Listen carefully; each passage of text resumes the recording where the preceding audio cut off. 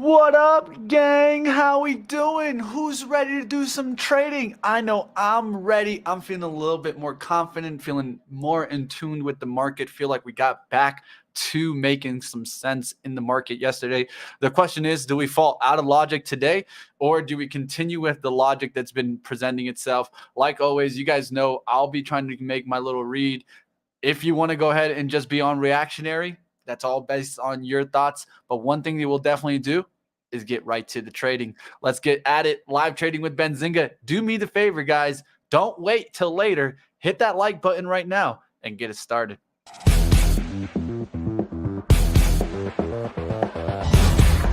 Winner, winner, chicken dinner. Those words have been dancing around my head all night. Oh, it's Vegas law, that phrase. Kiana.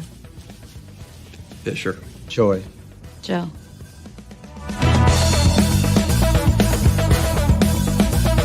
Cards drawn are the past, ones to come are future. And the best part, it's beatable.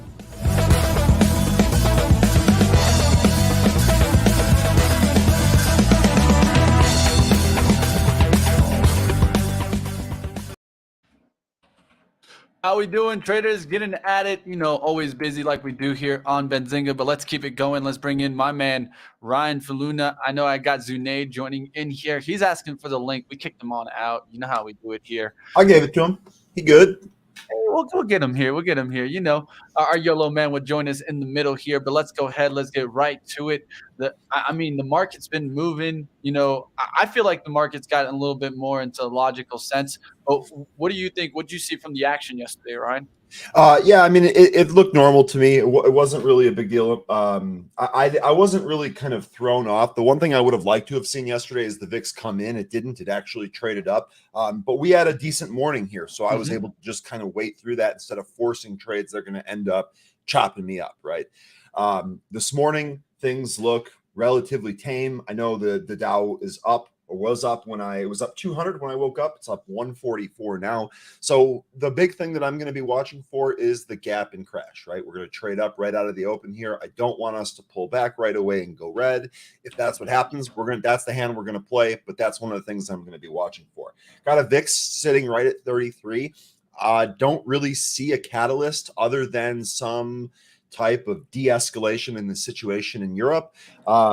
To really bring that in. Maybe we melt back down to 30. I doubt we come under 30. We'll just have to wait and see.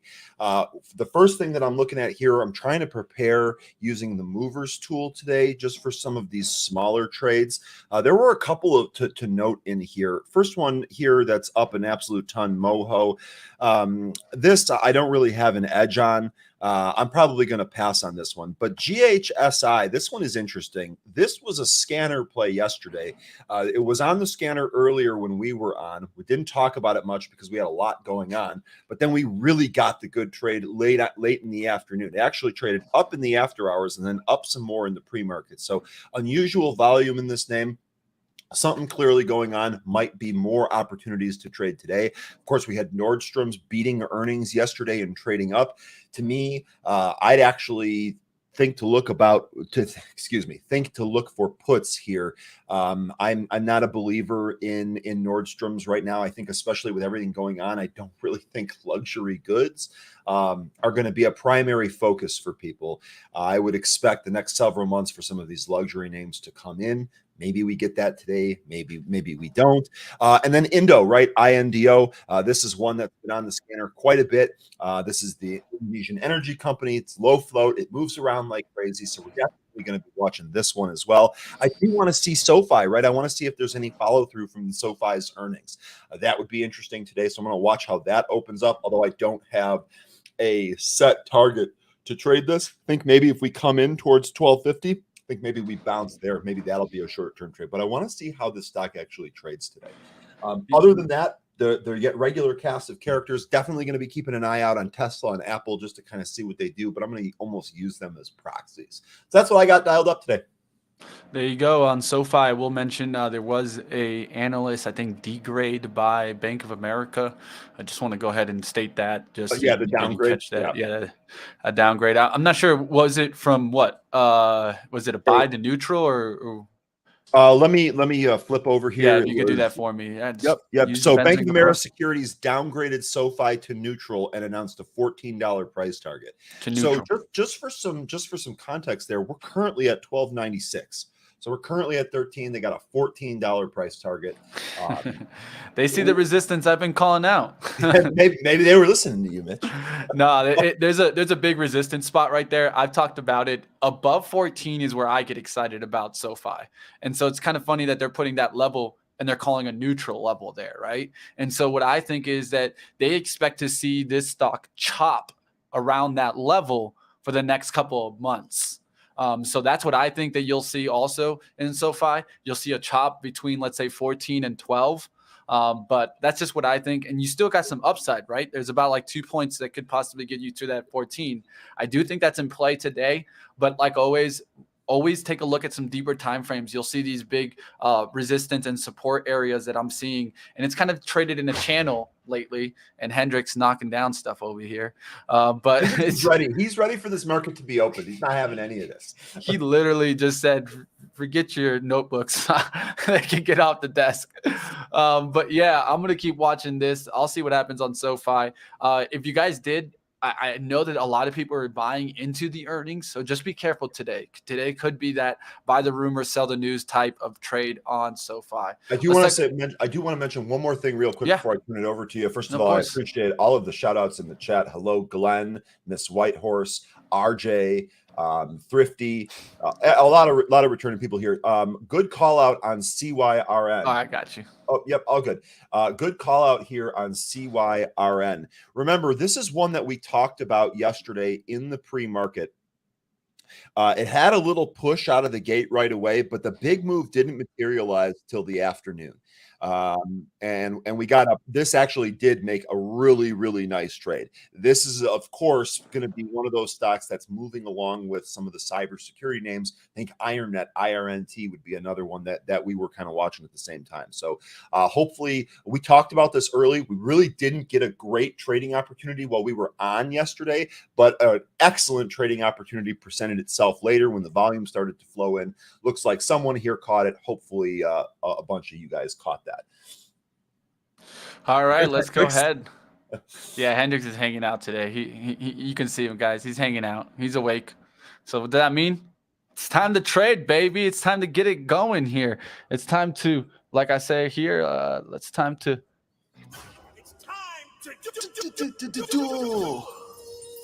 let's go ahead. Let's get right at it. Let's take a look here at the overall market. Going to be watching to see what happens in the SPY. Let's see what happens out there. There's going to be a lot of action today, I have a feeling. So one of the things that I've been watching, and even yesterday, I actually started to get bullish. And why did I start getting bullish? Because we started going sideways along this consolidation and didn't want to go down. Every time we were going down below the 431s, we'd bounce. Yesterday, we started actually cracking through those levels, going down closer towards the 428s. And so I think that's very important to kind of keep on watch. I would keep that on watch. That 428 level today, if it comes into play, I think you see a quick washout through there, and you could see continuous move all the way down to 420. Do I think it can get past 420 today? Not really certain on that, but one thing I'm looking for is if we do get that flush towards 428, I'm going to be looking for some shorts. I have a feeling that you're going to see continued shorts in this market. If we look back at the daily chart and we go back towards the last time we did a dead cat bounce, and that's what I'm calling this time right here, where you got that sideways consolidation for a little bit. You popped on up, and when we popped on up, what ended up happening? We had some sideways consolidation right here between the 458s and the 440s. Eventually, what did we do? We cracked on the downside. And when we cracked on the downside, that's when we really started flushing on down. And so you saw a crack, push towards that resistance, and a washout from that level. Same thing I'm starting to look now. I think we could crack this, come down towards, let's say, 420s, then use that as resistance, and then continue on the downside action. Just strictly going off the recent action that I'm seeing literally on the chart, and it seems like it's literally following it again to the key of that sideways consolidation, breaking daily support, and then flushing on down. Of course, we're still in the worries of Russia. I think that, for a second there were some talks that, Ukraine met up and maybe there was going to be a de-escalation. But I really think that this is kind of, this gave you an opportunity if you were trying to get on the short side in these big pops, especially like, let's say, these tech names that have been popping big recently. I think this is another kind of dead cat bounce here. So I will be looking for some shorts today, like Lucid, of course. I'm going to be looking for that to flush on through the 24, getting on down there to 22s. But tech stocks, take a look at like an AMD. I think this is going to come down and get towards 105, 100s today. I've been talking about how I want to get AMD on the long side underneath 100. But for right now, I do think it potentially could just break on down, not get back towards that 120. Stocks that you guys can be looking for another washout also is in Tesla. We've seen it strong for the last couple of days. If it breaks 850 on the downside, I might be looking at that for a short. All right, so let's go back to some logical moves that I've been seeing. So to me, this whole sidestep in oil was a little confusing. I didn't see this being a move down for oil. I thought this was really positive. Even if you got the emergency reserves to come on out, I thought that we were going to have a massive launch in the oil pricing. And I thought that we could go to $120 a barrel. We're almost there already. It potentially could go past that 120. I'm calling like maybe a top around 150. I don't think we're going to get past 150 a barrel. Hopefully we don't, because I'm not going to be moving my car anytime soon if that happens. But definitely you got to be careful out there. One of the things with oil that I've been seeing is that it's been, at least this MRO has been trading in this channel, has a tendency of going below the channel for a second and then really quickly recovering. We'll see if we make a move up there towards 24 today, but you could see a quick move up there and then a flush back into the channel. So that's one thing that I've noticed with MRO that I got to be careful of. Take the quick profits, at least from what I've been seeing on the charts of MRO, because when it does ride on up, it does these quick little drives. Look how this drive and fail. Look, drive, fail all the way back down towards 2150. Drive, fail, right? Drive, fail. Same thing happens often with this one. So when you do get those drives, you got to be careful. This is probably about the only day that you held those gains, didn't get back below VWAP significantly. But look, even yesterday, what do? You drive and you fail below the VWAP. Always understand patterns, guys. If you're seeing continuously patterns, you can catch this. And to me, what does that show on MRO? That even a 15-minute is too close of a time frame for me. If I use the hourly, I'm going to be able to catch those big pullbacks in MRO and be able to get the swing back up. Yeah, and real quick, just to kind of add to the oil trade here, I'll let Mitch chart the oil companies and develop the plan for that. That looks good to me. You had mentioned a couple of things about releasing some of the reserves. Jay in the chat hit it right on the head. Release from reserves does nothing except defeat the entire purpose of the strategic reserve. That's not a good thing that we're doing that, to be quite honest with you. One of the things that you should watch for in this space are any type of language or change towards oil production here at home. I doubt highly that this administration is going to go back on their poor decision to cancel the Keystone Pipeline. If that does happen, I think that would be a huge mover in the price of oil. But on top of that, there are other things that can happen too. If you start to see some of like the frac sand companies spin back up again, things like US Silica, there might be other ways where we can kind of develop more oil here instead of tapping those strategic reserves. And if you get some of those headlines, you're going to get volatility in the price of oil, which is then going to bleed through to some of these oil stocks that you're charting here. So keep an eye on some of those headlines, just to kind of, if you're going to end up playing oil, you want to stay on top of that for sure. 100%. Oil's always going to change. And just to kind of mention there, OPEC is supposed to have a meeting Yeah. on this to really kind of start looking at what they can do to kind of counteract what's going on in the world. Let's move out of oil. Of course, yesterday's trade of the day in GOLD. I actually traded it twice. Could have got a third trade in this one, man. And I wasn't able to take this last 15-minute kind of flag pattern back on up through the 23s. But this one actually broke on up significantly up there towards 2350 and made a nice move on up. So if you were able to catch that move yesterday in GOLD, hey, power to you. We'll keep watching to see what happens in gold today. You're seeing a retrace on that right now. So I'm going to be watching about hourly charts to come back towards 23 before we want to come back towards 2350s on GOLD. But take a look at some other gold trades. And then also, of course, don't forget our biggest trade of this kind of year. It has been really in coal. If you take a look at that, that's been a complete monster. It's been wanting to continue to rip. One that we've put out before is CEIX. This one, we've been talking about it for more than a week now. And look how it's really starting to push, trying to get through that 32 today and make that next step up towards 34. That's where I'll be watching today. I'm going to give you guys one more that you guys probably aren't keeping your eyes on in coal, which is METC. I do like how this chart has changed. It had a couple of tries to get through 17 right here before this big drop. Then you had a big drop and a quick recovery of that. Yesterday, you got through that 1634 resistance, and then what you did is you failed below it. Look for that to push through, and I'll be looking for a rise above 17 if I can see coal, the industry, going into the green here out the open. Definitely going to keep this one on watch. Silver had an awesome day yesterday. I say AG still on watch. Look for potentially a pullback towards 1175s before you get that breakout through 12s. But definitely keep this one on your radar, guys. It was a really strong stock. If you can see here, up 1, down 1, up 2, down 2, up 3. I'd be looking for one more pullback to hold support and then give that breakout through 1225s. I got a lot of stocks I can keep going through, but I'm going to go to Zunaid here to break up a little bit of my mundaneness. Let's go. What do you got? Mitch, I don't think you're mundane at all, but turn it over to Zunaid. Let's go. What You've you got got for me, SOFI man? here. You've got SOFI here that I'm taking a look at in the morning. Obviously, they reported Zunaid, earnings you all right, yesterday. my friend? Yeah, I don't know what it is. I need some more sleep. I slept at like 12:30. I don't know. We need to get you Still a some little- bedtime, man. Yeah. So by the way, I can't see the comments from StreamYard. So if you're gonna block me from seeing stuff, come on. Can you hit? Are you on He's a private chat at guest. the He's top? not allowed. No, I could see it as a guest too, but I don't know if the settings have changed. I got you, bro. There you but go. I'm taking You a should look be able at to see him now. SOFI. I'll refresh here in a second. I'm taking a look at SOFI here. You can see I already got my buy limit happening down here.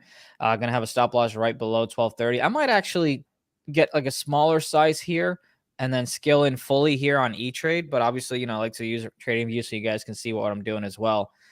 So that's what I'm keeping an eye on in terms of SOFI. I'm also keeping an eye on Rivian. It looks like they're raising prices. Not sure if that's to make it look like they're selling a lot or if that's just how demand is, therefore they can afford to.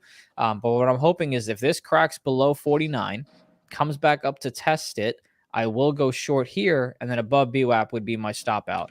And of course, if it ever gets to 50, which I don't know if it'll be today, we'll try to play the bounce on that one. Microsoft, we talk about hold numbers all the time. Look at what Microsoft did right around 300 yesterday. Went ahead and hit 300, came back, and that was a great opportunity for you to short it because, again, hold numbers can act as support, but they can also end up being resistance. I will keep an eye on Microsoft to see how it behaves again around 300. You can see I already have an alert set last night. And then if it comes back down to 292, which was the low of yesterday, we can possibly try to take a bounce on that trade as well. But those are just a few tickers that I have. I'll keep an eye on the options market like always and see if we have any movement. But for now, that's all I got. CYRN didn't even wait for the market to open. It was like, okay, the guys talked about it on live trading. They talked about it yesterday. Time to blast off. Let's go. Gotta be quicker than that. Gotta be quicker than that. Didn't even All wait. right, guys, let's take a look here. Some other stocks here we'll be calling on out. Taking some stocks from the chat. Let's take a look at, of course, DKNG, the DraftKings, the kings of all kings, the Donkey Kong.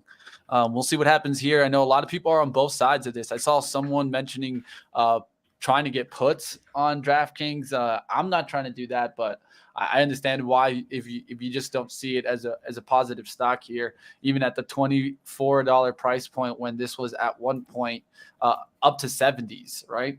And so here you've been having a couple of days of strength. I think you could get a pullback towards 22, but a move towards 26 really starts making us bullish because we get out of this whole price range that we kind of been in here. And you can see here you had multiple highs that it's been running into. You want to clear that. If you can get into that empty space up here towards that 28 resistance, I think you're going to start looking really good in DraftKings. Another big thing that's going to change is the weekly candle. The weekly candle will become kind of a nice 2-week kind of move towards that and giving you that engulfing. It's starting to take a lot of this back. This sideways time that you had, which was from January 21st all the way until now.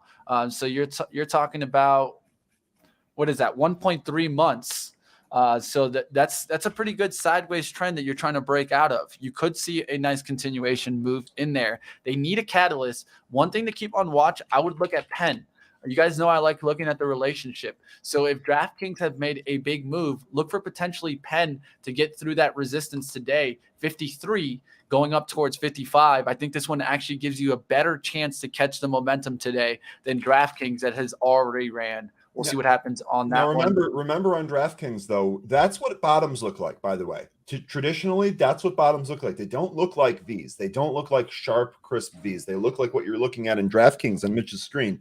Remember, recently, the whole repricing and re-rating of DraftKings took place. There were a whole bunch of analysts that capitulated, lowered their ratings to sell or neutral, lowered the price targets from the 50s and 60s all the way down to the teens. That's when you saw that reversal. So, Mitch, you were talking about a catalyst. A fundamental catalyst is one thing, but there already is a catalyst that's accounting for this move up.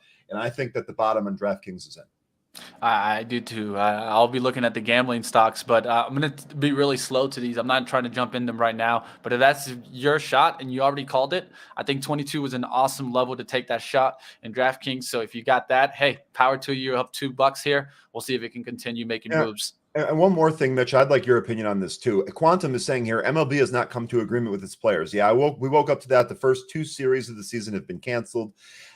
Do you have any type of breakdown on gambling on via DraftKings for baseball? I feel like that would be kind of a smaller subset and maybe not as much of a driver for this. They're going to find other ways to bet whether baseball's here or not. Yeah, baseball being postponed is not going to definitely help. But to tell you the truth, it makes the season a little funner. To tell you the truth, I don't like the long season right now. It's not the season should be shortened. It makes games more watched, and I think that's the important part. But we're gonna look. Let's see if that's true, man. This reminds me an awful lot of '94, and baseball was lucky because after '94, you had the home run race with Sammy and McGuire. That saved baseball. It did. Was really in the doldrums after that lockout. I don't know if that happens this time. That's why I say bring the steroids back, but we won't get into all that. Let's talk about the gambling side here. Baseball isn't the highest gambling sport. I can tell you that right now. It's not as highly gambled as even, I would say, college football or like college basketball. I think you got those are the two that you kind of can keep watch on right here, because if baseball is going to be postponed, those are the two that are going to keep leading there. They've been trying their best to try to get more of like soccer people to kind of make bets, so keep your eyes on that. But to me, I think this is a moment where it's not based on the betting. It's actually based more on the business itself. And if they're kind of meeting what they need to meet, which is moving towards profitability, they're not going to be profitable. I can tell you right now, DraftKings doesn't try to be profitable here. They're trying to use market share battle here to give them the name and brand that they need. My best of breed gambling stock would have to be MGM, and there's diversification in there. That's why I like MGM, because it's not just one play. If they would spin off MGM bets, I'll let you know right now, I would buy that tomorrow. But the reason why is I think that's the best of breeds in the sports betting. Why also MGM has this ability to stay sexy. And I'll use that word for it. It's had that ability for a long time, and I think that you continue to watch what happens with MGM. If they ever spin it off, I think you just go straight after it. But right now, I would keep watch to see what happens with MGM and Penn first. and then seeing what happens in DraftKings, because Penn has come back, and really Penn was the driver down. I don't think it was DraftKings. I think it was ever since that Portnoy news that we just completely got out of favor. We got about 3 seconds left. Let's get to the bell. Let's do this, guys. Let's start nailing it. If you guys see a stock out there, call it in the chat. Bell's on, and it's time to make that money.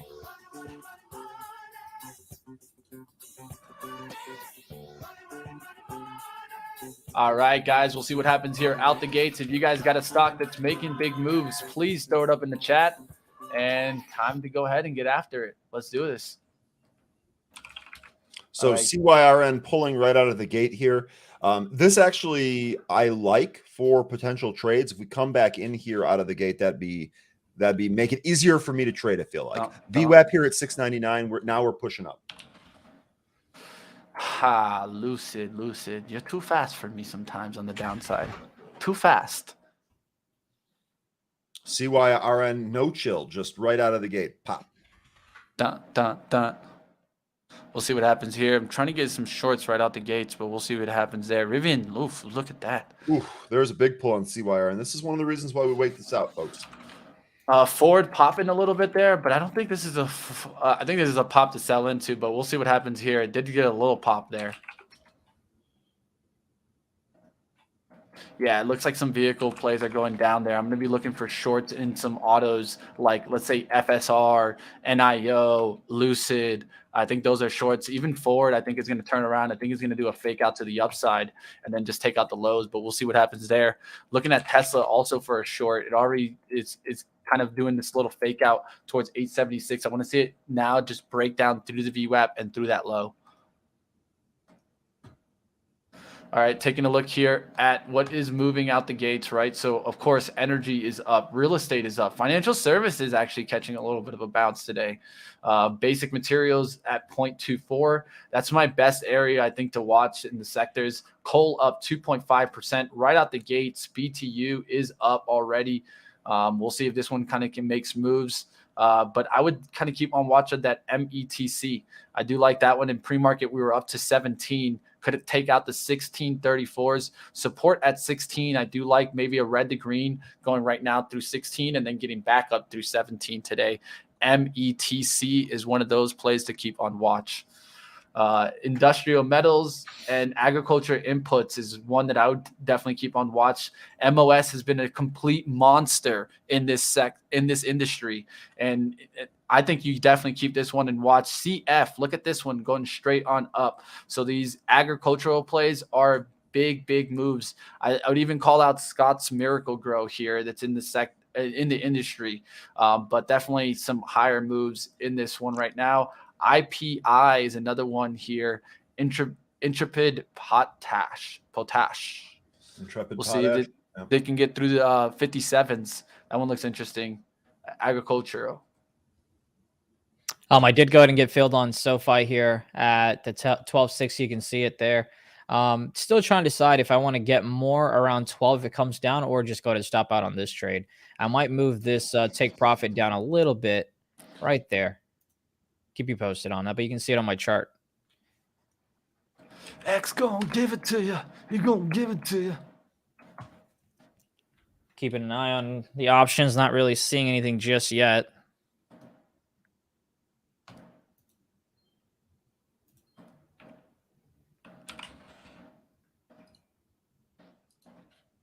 I still got my little bell up.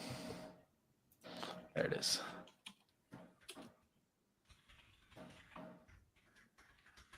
Still looking around. Sorry, I don't have No, I'm trying to take a anything trade. to shout for you right now. Not even getting fills.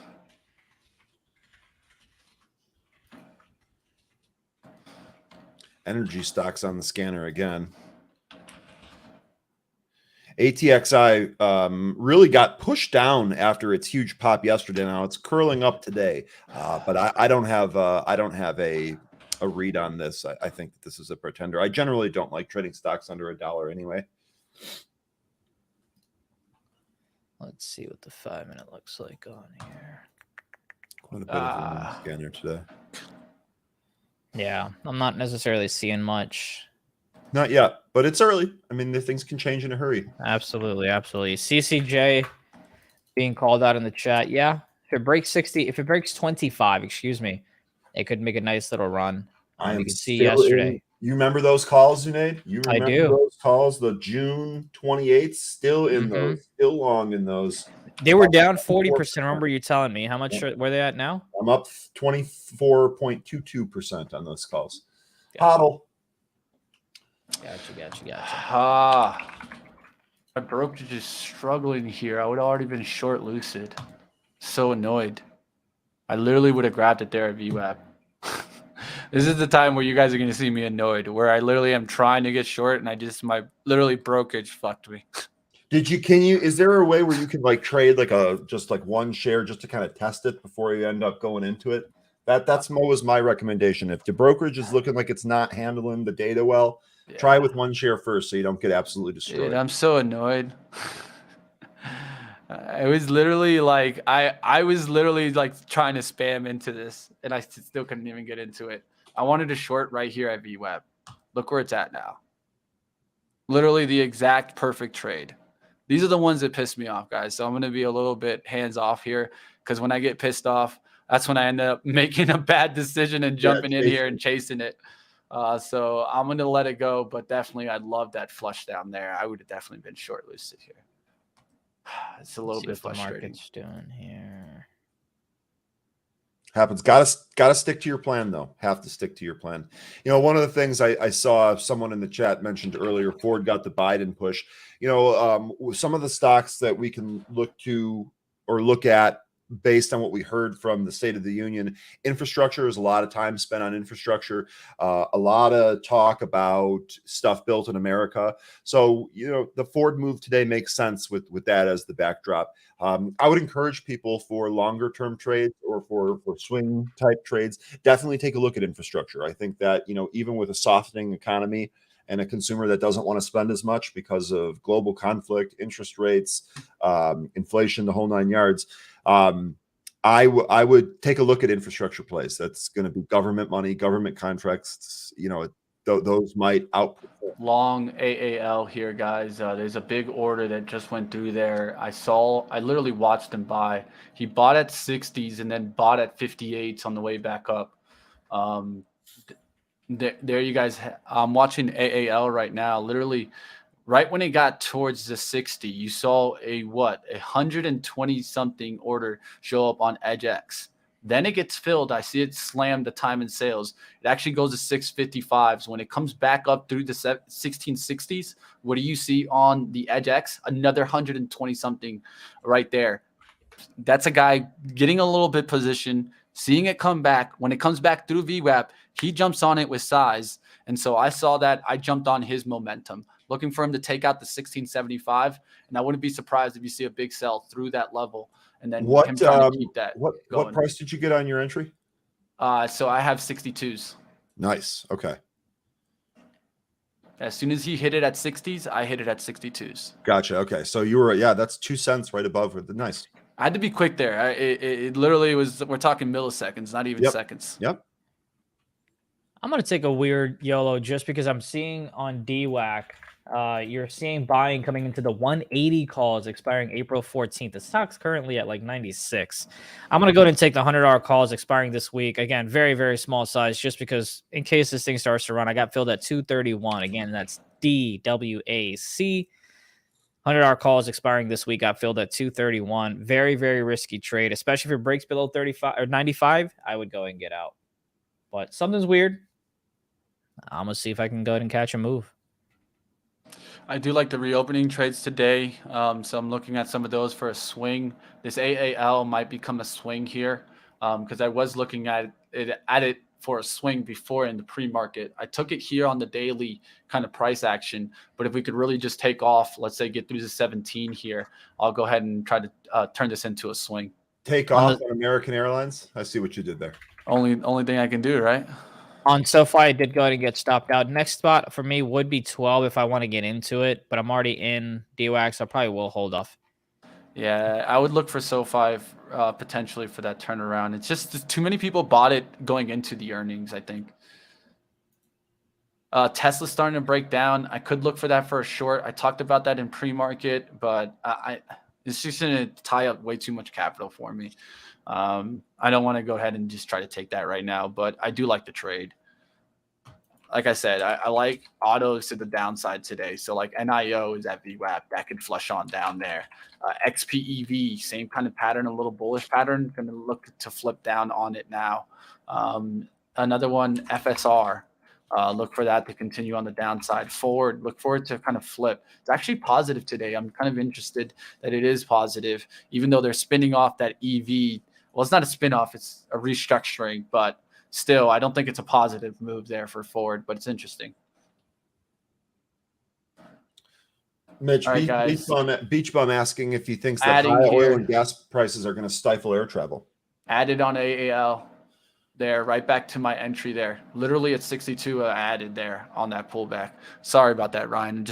I'm just focusing on trying to nail that out. What was your question again? No, it was actually a question from Beach Bum asking if the high oil and gas prices are going to stifle air travel like the airline play you're talking about. No, so my problem with that is that they do the same thing like the food providers do, right? They just jack up the price, man. So if you see the airline tickets just all of a sudden go through the roof, you know what it is. It's not necessarily the airline's decision. It's them trying to make up for the oil price.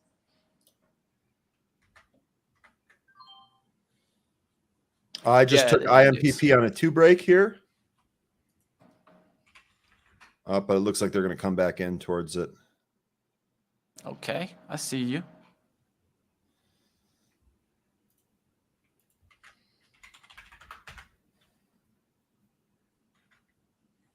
Yeah, you got like 40,000 shares at 203. Yep, there it goes. Let's see if here it goes. Here we go again. 204. Oh, they tried. They tried to take 204 down, but they couldn't. Oh, bummer. Ford trying to break through that high there, getting through. CCL also looking good today for the reopening trade. I also like Airbnb in this reopening trade. So let's take a look at Airbnb. There's a nice push on Airbnb, guys. I like that push. I would take a swing in this right now. Just got to kind of look for a pullback closer towards 153 here. Don't ever like to try to get the high there, but definitely it's looking good. I love the sideways action out the gates and now pushing above the VWAP. Here we go. IMPP through 2 again here. Nice. Let's see if I'm still in it, but it's not getting the pop that I had hoped, and I don't necessarily. There we go. There we go. Okay, I'll take that. I was gonna say I wasn't initially getting the pop that I wanted on IMPP. Go ahead and pull up the chart here. They pulled it back through 2, and when it came back through 2 to the upside again, it had a little bit more of a pop, but it's really struggling with the 205, 206 area. So I was able to just get a couple of cents there. I'll actually wait for this to IMPP, this one, especially now if we make a high, look for that high to get taken out later in the day. If that gets taken out, or if they challenge that, there's going to be your trade for the later on today. Industrial is getting the move today. You know, I was talking about that yesterday where we're going to get kind of a lift in some of these kind of industrial names, and we're seeing it today. A lot of talk was mentioned with the president last night about infrastructure, and I think you're seeing that reaction today, definitely out the gates there. DE up 1% there. You can look at GE also setting on up for a breakout through the VWAP there. I like that trade there. I'm just not going to jump on it because I'm a little late to watching it here. So the sizing, remember how I talked to you about that AAL guy? Look at this here, guys. I'll show you guys it on my screen there. Look at that 2150 at 65. He's adding to it. Look, 11,000 at 70s. Someone's taking this American Airlines for a ride right now.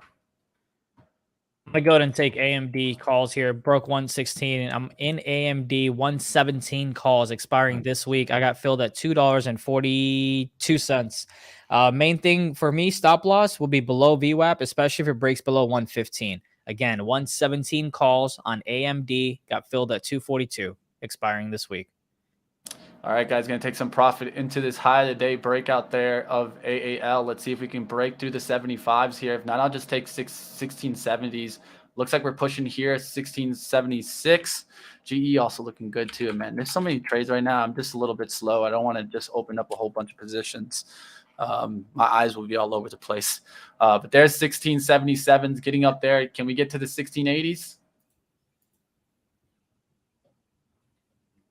CTIC looking like this might give us a trade here. 335 is going to be the spot There of you note. go. Currently at 318. Boom, just took off half of it at 78. It hit 80s, but I'm not going to argue about 2 cents there. Taking half of it off, let the rest of the trade work. AAL. Nice job. Nice job on that. Yeah, I liked my ad. I would have got a third ad too if I would have been a little bit like kind of riskier and nice position. But if you look here, this is as good as it gets here on a VWAP bounce. Right by the VWAP, you're seeing the support hold, and then it takes out the high. All right, let's keep going, guys. Let's look for another trade. Now I'm going to go ahead and set a stop on this American Airlines, and now I can start looking at some other trades to focus on. So we can set a stop. This is actually going to become a swing trade for the rest of the shares here. The rest of the shares are going to be a stop out at 1650, and we're going to swing trade this into the move. What would that be? Let's take a look at the daily chart. So you got a nice bottoming action right here at 1636. We're going to look for a push up there towards the next resistance. For me, the first resistance come into play here towards 1740s. Then after that, we can get to 19. I'm going to be looking for a sell above that 1746 for a swing trade. We'll see if we're able to nail this. AAL. All right, time to move past this. Time to look for some shorts. Let's see. Take a look at the spot. JWN bucking what I thought it might do. I thought it might come in right away like it was doing in the pre-market, but no, as soon as the market opened, this thing is bouncing. I still stick with my longer term call. I think luxury products are going to suffer as long as we're seeing inflation as well as the conflict in Europe. I just think luxury items are just not going to be on everyone's A list, if you will. So I think that these will probably make good shorts. Doesn't look like it today, though. Don't jump in front of a train if you don't have an exit plan. All right, trying to get RCL here. It already hit that VWAP bounce trade that I would love to have grabbed, but I could look for a scalp right now through 76. It would be right now. I'm going to miss it here, but definitely I'd be looking for that little push here out through the high. And then getting to 76. Really would have liked this VWAP after holding it multiple times. 3 attempts to break down, holds VWAP. I like it here.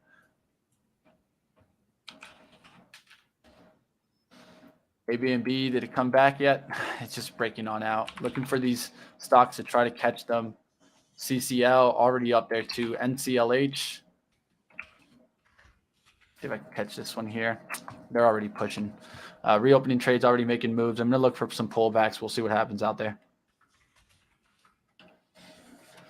Department stores, yeah, like you said, really having a good day, even though I kind of agree with you, Ryan, but I mean, the market's not today, at least. Yeah, well, that's the thing. Like, you know, being early can mean that you can get hurt, right? If you're early on a momentum push in the other direction, you can get hurt. And so I'm not going to change my thesis because of just today. Instead, I'm just going to be patient and wait it out. The FOMO is no joke. FOMO for you? Yeah, on Lucid. Oh, on Lucid. I missed out on that move there. It was a great trade. Definitely missed out on that one. Paul is saying people that buy luxury items aren't affected by inflation. Buying $1,000 purse versus a $1,250 purse doesn't matter to them. That's correct. But you can, like I was saying about the conflict in Europe, I've actually been talking to some people that live in Europe. One of my best friends lives in London, and he was just saying, he's like, yeah, you know, there's a lot of uncertainty right now. It doesn't feel like going out and spending $1,000 on a purse is the right thing to do right now. And I think that entire thought is going to carry through. Maybe I'm wrong about that. Maybe I'm wrong about that. We'll see. Biggest thing I'm seeing today, at least from my eyes, is reopening trade. Look at everything that's reopening. You tell me what you find that's down. Yeah. All right, guys. COVID. We got over 850 people. So I know that everybody's trading right now. Whenever you do get in between a trade or get a second, please do us a favor. Smash that like on up. I'm here trying to break the piggy bank, trying to make sure that we get some of these trades. But you guys out there, do us the favor. Smash up that like. Let's keep it going. So I see SOFI getting a mention in the chat. Zunaid, SOFI. Yeah, I went ahead and said I got stopped out SOFI. Looking for it to come back. If it gets above VWAP, then I would go ahead and get back into it. Currently in AMD and currently in DWAC. DWAC calls. DWAC. Yeah, DWAC calls, $100 calls expiring this week. AMD 117 calls expiring this week.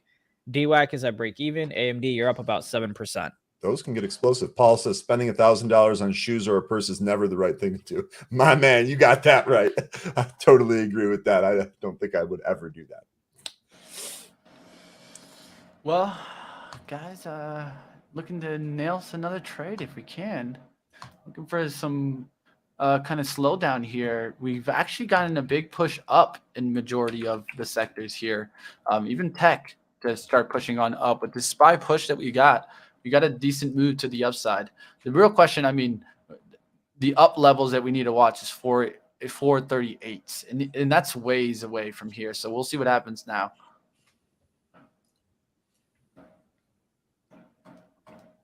From the open, what is leading? Energy, financial services, and industrials. Industrials is an area I definitely keep an eye out. I think there's some good trades in those. Ooh, this Arlo up significantly up today, guys, up 26%. I do not know this stock. I will be as transparent as can be. But hey, if you know this Arlo, let me know, because that's a nice move there. Moved clear from 10 to 11 straight up. So I would look for. Go ahead. No, do you know it? I was just going to say, no, that's security camera play here. So engaged in the provision of security and video monitoring solutions for homes and businesses. All right. I don't know this one. Definitely don't know this one. But I can tell you at least from that daily candle and those two last daily candles, there's someone watching this. Yeah, it's got operations in America, Europe, Middle East, and Africa, as well as the Asia Pacific. America, or the company geographically, the company receives maximum revenue from the Americas. So, how do you know these things? Benzinga Pro.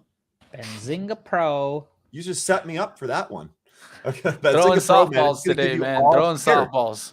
This is what I did. So you mentioned you had mentioned a stock that I had never heard of before, or am not familiar with. I punched it into details. I took a look at the chart. I was like, damn, Mitch, that's a good spot. This thing's up like crazy. Then I clicked on the overview tab and I scrolled down to the bottom where it gives you a little blurb about what the company does, as well as a link to the company's page if you need to do some deeper investigation into what's going on here. But this is effectively, I was reading you bits and pieces of this.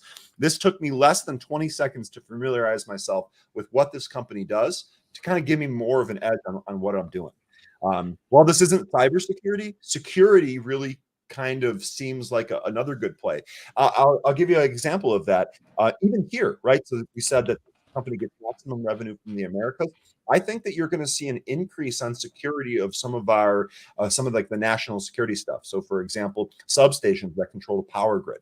I think you're going to see beefed up physical presences at these locations, even here in America, just to make sure that there's no type of foul play or independent actor. I just think that there's going to be more of a sense of security, both cybersecurity as well as physical security, given the conflict that's going on. Again, I'm wrong about that. That's just how I look at those things.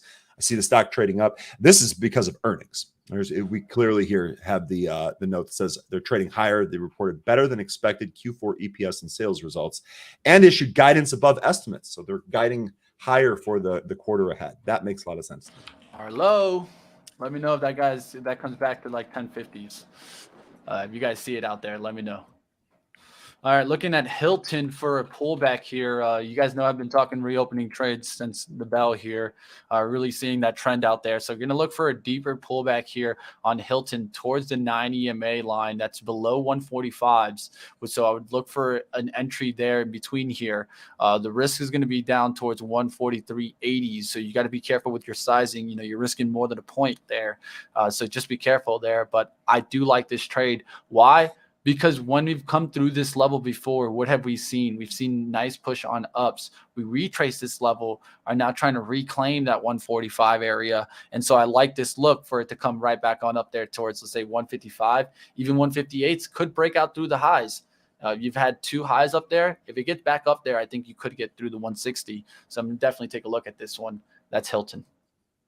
CYRN continues to oscillate back and forth. Looks like we're having some sideways trading here. Long term, I actually think this is good, right? If we trade sideways here and we build around this level, that sets us up for another move through 7.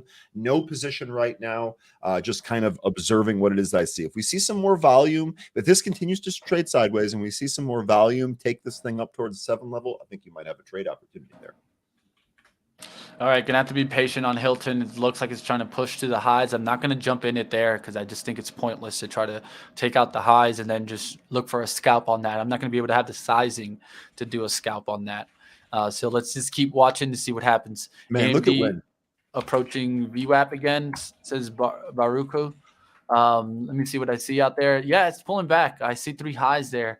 We'll see the SPY. I think the SPY, if the SPY just starts cracking hard, that's where you got to be careful. It's holding up right now. Real quick on Win, this kind of plays into your reopening trade, Mitch. I got really excited when I saw it and I interrupted you. I'm sorry about that. But Go for it, dude. Absolutely plays into your reopening trade. Look at the move that we had yesterday on Win. This thing could not get out of its own way. Tried to bottom here around 81, really struggled to get back towards 82. And today we got all of those losses back. We got all of them that were actually higher. We're actually we're just now above the high from Monday, from the 28th. So paring back all those gains. I did see a question in here from Edwin Powell talking at 10 today. So let's see if we can't use Benzinga Pro to help figure that out too. Flip over to the calendar, flip over to the economics, and then let's take a look through here. Let's actually sort this by country.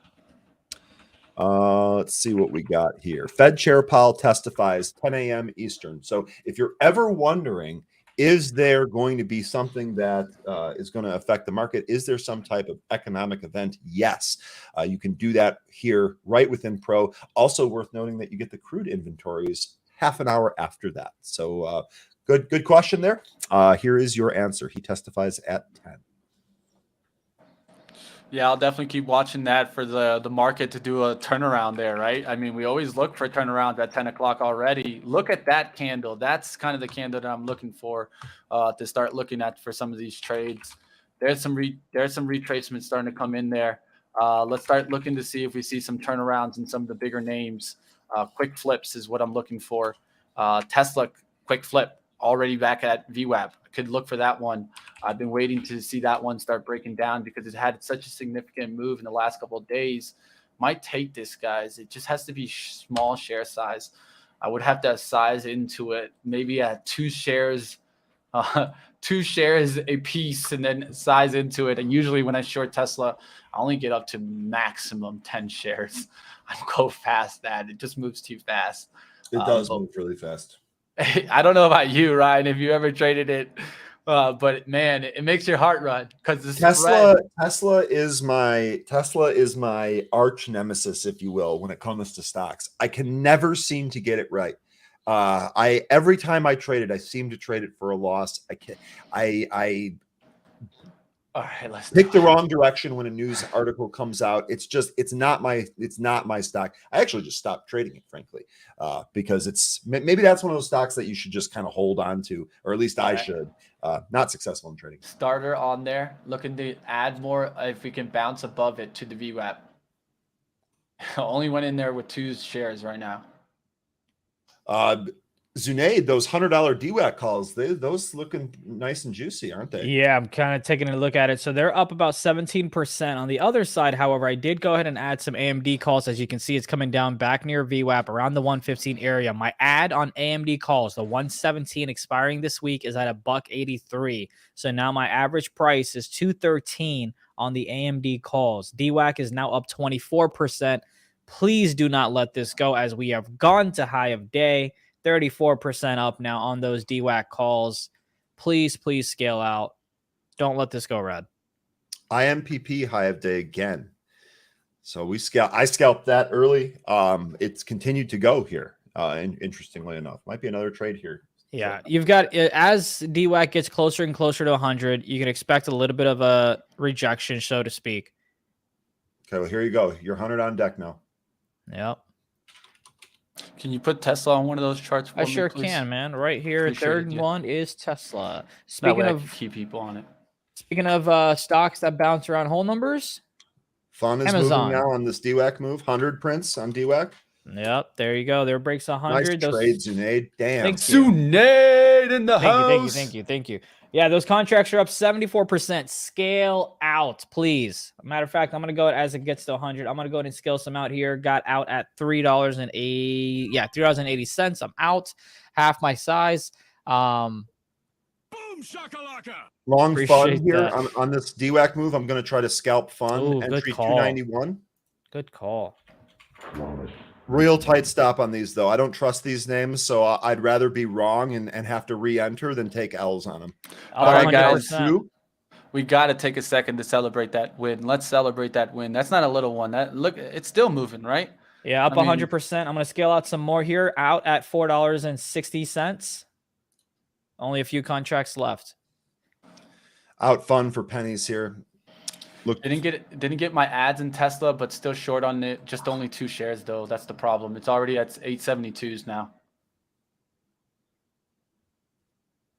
291 looks to be that spot. I think we might get some more push here on fun. All right, let's celebrate here at least. Early too. Shit.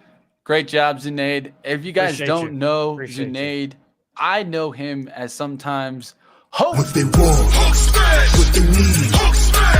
I will never lose, I'm a beast. If you want it, come and get it. Appreciate you, man. Appreciate you. That boy. Hey, that boy. No, I appreciate it, man. I appreciate it. Again, please scale out. Look, you can already see it's coming back down a little bit. Got to scale out. I appreciate y'all. Yeah, and by the way, guys, smash the like if you guys are enjoying today's stream. Looks like we got over 825 people. Can we get to 400 likes before 10:30? Smash up, guys. Let's go. The fun trade, I only got a couple of cents out of that, but it was an attempt. Yeah, especially because it rejected 102 on DWAC, so that makes sense that the other side you'd have some issues as well. They say you look like him too. Hey, you know what I'm saying? I've been working out. I worked out yesterday. You could be there. You could do worse than someone saying you look like Hulk. Okay, Hulk, there's right? way worse options than that. Look. Yeah. The ladies don't like me because I ripped my shirts off. Look. That's my Fitbit from yesterday. You see all that? Look at that. Damn, look at that Yeah, boy. That boy stepping. See? You know what I'm saying? Yeah. Stepping. Talk to me. All right, let's Oh, have some man. fun, guys. Like always, we're just trying to We're teach always you guys having our fun. process, and then enjoy the show, guys. And that's what it's all about. So please hit that like. Let's keep seeing what happens here. Short the Tesla, not gonna probably make the most money off of it, but up a fabulous $5 right now. We'll take that. Q, new member, welcome, my man.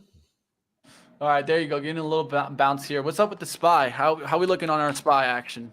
Oh, we Market got a pressure here. huge bounce off the VWAP there. Do we take out the highs? That's what I'm going to be watching right now. Bitcoin. Whoa, that kind of came out of nowhere. Look at your Bitcoin plays. I don't see Mara and Riot on my scanner, which is surprising. Bitcoin here, big pot from 44K to 45, and now it looks like we're trying to take the next leg up here, about 45,500. All Pretty nice good. red to green moves, even on Mara. Nice red to green moves on there. So check those out, guys. Nice levels to look at those. Those are going sideways and trending. Remember when stocks, at least if you're looking to continue trading stuff, like just trade it for the day, then trade it the next day, trade it the next day. You're looking for stock to really hold trend. Looks like the Bitcoin stocks are holding some trend right now. By the way, if you added those AMD calls with me, our cost basis now is 213, and it's currently down about 2%. So if you're still a little wary, you've got Powell, I believe, talking at the moment. If you're still afraid right now, please exit, especially if you go ahead and made some money on the DWAC calls. Find a way to end your day green. And right now, if you follow those two trades, you should be. All right, if I do get a bounce to VWAP, I'll add for Tesla, but I'm just going to let it work from here on out. It looks like it's just about to take out the 870s, could continue down. AAL is one that I could add here and look for it to take out back the highs, but I'm just going to keep the stop that I have right now, trying to swing trade that into today. Would love to see it close above 17, but it does look good, AAL. We'll see what happens there. I'm going to start looking for some pullbacks on some deeper ones like cruises and stuff like that. On the AMD, right? I could have easily been stopped out, but I just want to kind of show AMD. You can see how, yes, it was below VWAP, but the 115 held. That acted as support earlier, and that's what I was hoping for. And then, of course, for me, the ultimate one was below the low of day. But so far, AMD, if this 10-minute candle, which has 5 minutes left, closes above VWAP, I like. The only thing is Jay Powell is talking. I'm not sure what'll happen with that. Hopefully it's in our favor. But so far, if you took the equity trade, you're up about $24. If you took the AMD call trade, both of them, the ad as well, you're up about 2%. But DWAC looking to make another run here shortly, it looks like. Zinger Buddy, he's making an appearance. That's right. Look Right, guys. He wants my breakfast. What's for breakfast? I had a smoothie. I had a 4-fruit smoothie with spinach and kale. How was your Indian food, by the way? You said you got some last night. Zunaid, you know it was good. In fact, I got my leftovers saved for tonight's dinner. I love well. That's actually one of my favorite things. I'm glad you don't eat it for lunch. That's a pro tip. That's good. What? Don't eat it for lunch? I mean, it could mess you up. Yeah, no. If I ate that, honest truth from Zunaid. If I ate that for lunch by 2 o'clock, I'd be like, I'm gonna take it. Can you imagine if you're like on a support call, be like, hey, listen, I understand you're having issues, but I got to go take care of my own. I'll be right back. I'm going to have to use that one day, Zunaid. I'm going to call you back. We have our own issues. What's a good callback number? What's a we good have our callback own number issues for here in the bio syndrome. No, that's awesome, though. I'm glad you liked it, man. Yeah, no, it's my favorite ethnic food by far. I'm very, very fortunate that I have a really good restaurant in walking distance from where I live. Dude, that's awesome. Always order enough to have leftovers. That's I love it. Always like to alert big orders on CCL. I just saw 60,000 share order 1915. I was really like, I'm on this, about to take a swing trade on it, CCL, and I just saw that get filled. So what I want to see is actually that level get recovered. Because if that was a sell, it could just continue washing down from here. Oh yeah, you want Tesla. So the level now is 1915. I want to see that get recovered. If not, I can't even take the long. Whenever I see those big orders, I get concerned if it's, let's say, someone just like, I need out of this trade. And that's a lot of share size. I mean, 60,000 shares at $19 is no small trade. So real quick, couple of things here. Jeff D's got Portillo's last night. Italian beef croissant with sweet peppers and cheese sauce. Jeff, you won yesterday if you did that. That's awesome, buddy. Shelly saying Japanese food is great. I absolutely love Japanese food. I love all Asian food, frankly. There's so much talk about food. I'm getting hungry. I got to stop. Real quick, one more great call here from Michael. I'm going to butcher your last name. Fruchette? Fruch, I don't know. I'm sorry. Michael, great call on CYRN. Was back up through 7. This is one of the things that scares me about CYRN. These pulls, this is one of the reasons why not chasing, is so important. These pulls are devastating on a day trade. If you traded this through 7 and you didn't get out by 7:15, still a decent trade. They pulled this thing 60 cents now. 60 cents, fast. So you got to be careful when you're doing some of these scalp trades. When you have gains, don't be afraid to take them. It's what I did on IMPP early. I don't want to see some pull yank all my profits back, and now I'm forced with the decision of, do you add, do you take a loss, or do you wait this out? So good call, because you spotted that right through that 7 level, which is an obvious level right now, but they did pull it. So just be careful if you end up trading this. It moves fast. Real quick, I would love day on AMD. I'm going to go ahead and exit out here. My exit is a $1.40, down about 32%. Unfortunately, I blame Jay Powell. My trade was great. Jay Powell, you screwed me. That's what I'm blaming. But regardless, 100% on DWAG, took a 30% loss on AMD. I am out at 141 because it broke low of day. Hey, well, if you want, you could always look at Playboy. Playboy had good earnings today. You're talking about the stock, right? I heard, well, I mean, they got a good platform. Check it on out, man. Mitch is there for the jokes. Come on, what are you talking about? Hey, all I could say is, well, OS, look at what Playboy did do. OS making Closed. lots of money, and they have a new platform, Centerfold, right? Let's just be honest. Their platform is called Centerfold. I mean, you can't even make this stuff up. It's guys, I just want to like- get short on forward, but I need a little bounce here, guys. I talked about it, how I was looking for a green to red moving forward. Need a bounce towards VWAP to get short. Let's see if we get that bounce towards 1765s. Could get short off the 1780s there. I'm seeing the SPY drop a little bit there. Nice Tesla form. working well for me, guys. It's already down to 860s. We're up over now. What we got in there at the 74. We're at 14 points up on Tesla. So let's just keep letting that work. I just seen the flush. If it can get through 850, that's where we'll start taking some profit. Is this the Fed? Is this Powell getting questioned right now? Is Yeah, that that's exactly what It's this is. annoying. Look, But look, whatever. look what happened right here. You What's started that seeing then? the effects there. You bounce up, a little fake out towards the breakout, and then boom, washout.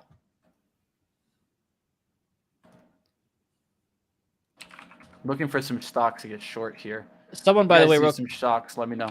someone mentioned, hey, how do I stop dealing with wash trade or wash sale rules? You can call your broker and go to what's called mark to market. Google it, learn more about it before you actually make that decision, because it's pretty much a way to make sure you don't get wash sale rules. Tech getting hit hard. Remember, I talked about how I was looking for the big short on tech. I'm already missing it, guys. AMD cracking, NVIDIA cracking, Facebook cracking. Wouldn't guess it. Apple cracking. Look at that, guys. Everything's on the breakdown right now. Just be careful out there if you're in tech trades long. I don't want to see anyone just get completely crushed. If you've seen 5, 6 candles straight down, you got to be careful, guys. Always understand your outs and your risk. Seeing the trades just completely dropping now. You've got DWAC near VWAP. Really needs to hold here, but Jay might mess it up. Oh, Jay, this could have been a monster trade. I'm looking for trades out here. There's so many that I could look at. It's just hard because they just flushed really quickly. So I'm looking for bounces. Let me take this question here. Feel free to interrupt me if you guys see anything pressing. Go Are for you it. guys looking at 1 min candles when chasing momentum? Thanks. Oh, let me. I hate to just kind of correct your question. First of all, I wouldn't call it chasing. I try very hard not to chase. But when I'm trying to trade momentum stocks, when I'm actually trying to take advantage of upside momentum in a name that I see, yeah, I absolutely use the 1 minute chart. If I know I'm trying to place a short-term trade, I'm going to start with the 1 minute chart. I will, of course, use the 5, 15, hourly, daily, and even weekly to determine different levels. But when I'm actually watching the price action, watching things like the VWAP, I'm definitely on the 1 minute chart. So I hope that answers your question. If you have a follow-up, I'd be happy to take it.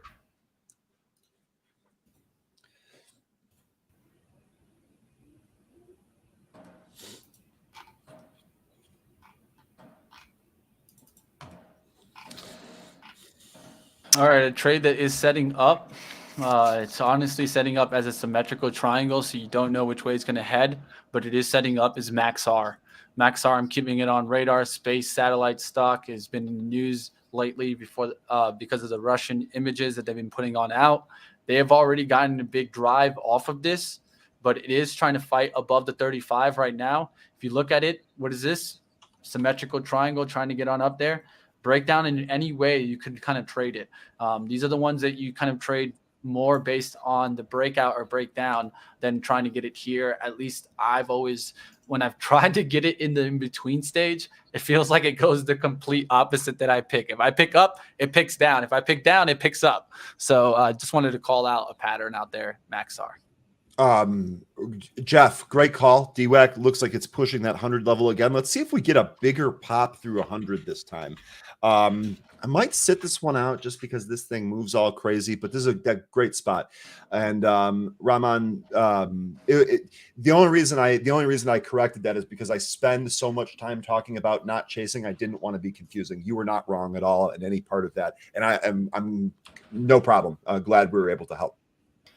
All right, DWAC trying to make another run. You're up 74% as it tests 100. One more time. Please, please, please scale out. If you've only got one contract, depending on what your account size is, maybe you keep it. But and you know what? There's nothing wrong with that either, Zunaid. I'd like your opinion on two things. Number one, do you take gains quicker when you're in a market environment that's uncertain or choppy or volatile? Absolutely. Absolutely. Okay. So do I. I think that's actually a really prudent strategy. I think that's something that anybody can adapt into their own strategy. And then also you had mentioned about having a small account. You know, having a small account, it seems frustrating. Especially if you're struggling with the day trade rule, but there are actually some benefits to that. If you take a more patient approach, you're going to end up learning trends and learning things that you can do that are not necessarily day trading. Buying on a day when something is weak, to sell it the next day or maybe 2 days later when it's a little bit stronger. Yeah. Reducing your position size allows you to do the exact same thing that traders of bigger size are doing. You just kind of have to manage that position a little bit differently. Like Zunaid was saying, if you only have one call, maybe you obviously can't sell half. If you only have one call, maybe you want to wait for that a little bit longer. I'll give you three bullet points. One, Mitch is out of AAL. I know he doesn't want to interrupt us, but I'll mention it for you. He's out of AAL. Two, and the hardest thing is, hey, how do I know if I'm in a choppy environment? The one way that I know is, hey, if there's something you're waiting for. So for example, Jay Powell is speaking. The Fed meetings are coming up. You're going to get a little bit of chop. If you see that, hey, the SPY just went up 2-3% yesterday, you can expect a little bit of breathing room, So it's like, it's tough to know when you're going to be in chop, but I'll give you one example here on Lucid. Shout out to 803. Him and I went over Lucid yesterday. He's hanging out with us in the chat, I believe. Look how choppy it is around VWAP. VWAP is my bread and butter, but once I started to get chopped up and screwed right here, I left it alone. I said, you know what? I'm not trading this. So it's not easy to know when you're in a choppy environment, but you can have a couple of educated guesses of when you will be. And you've got DWAC again, by the way.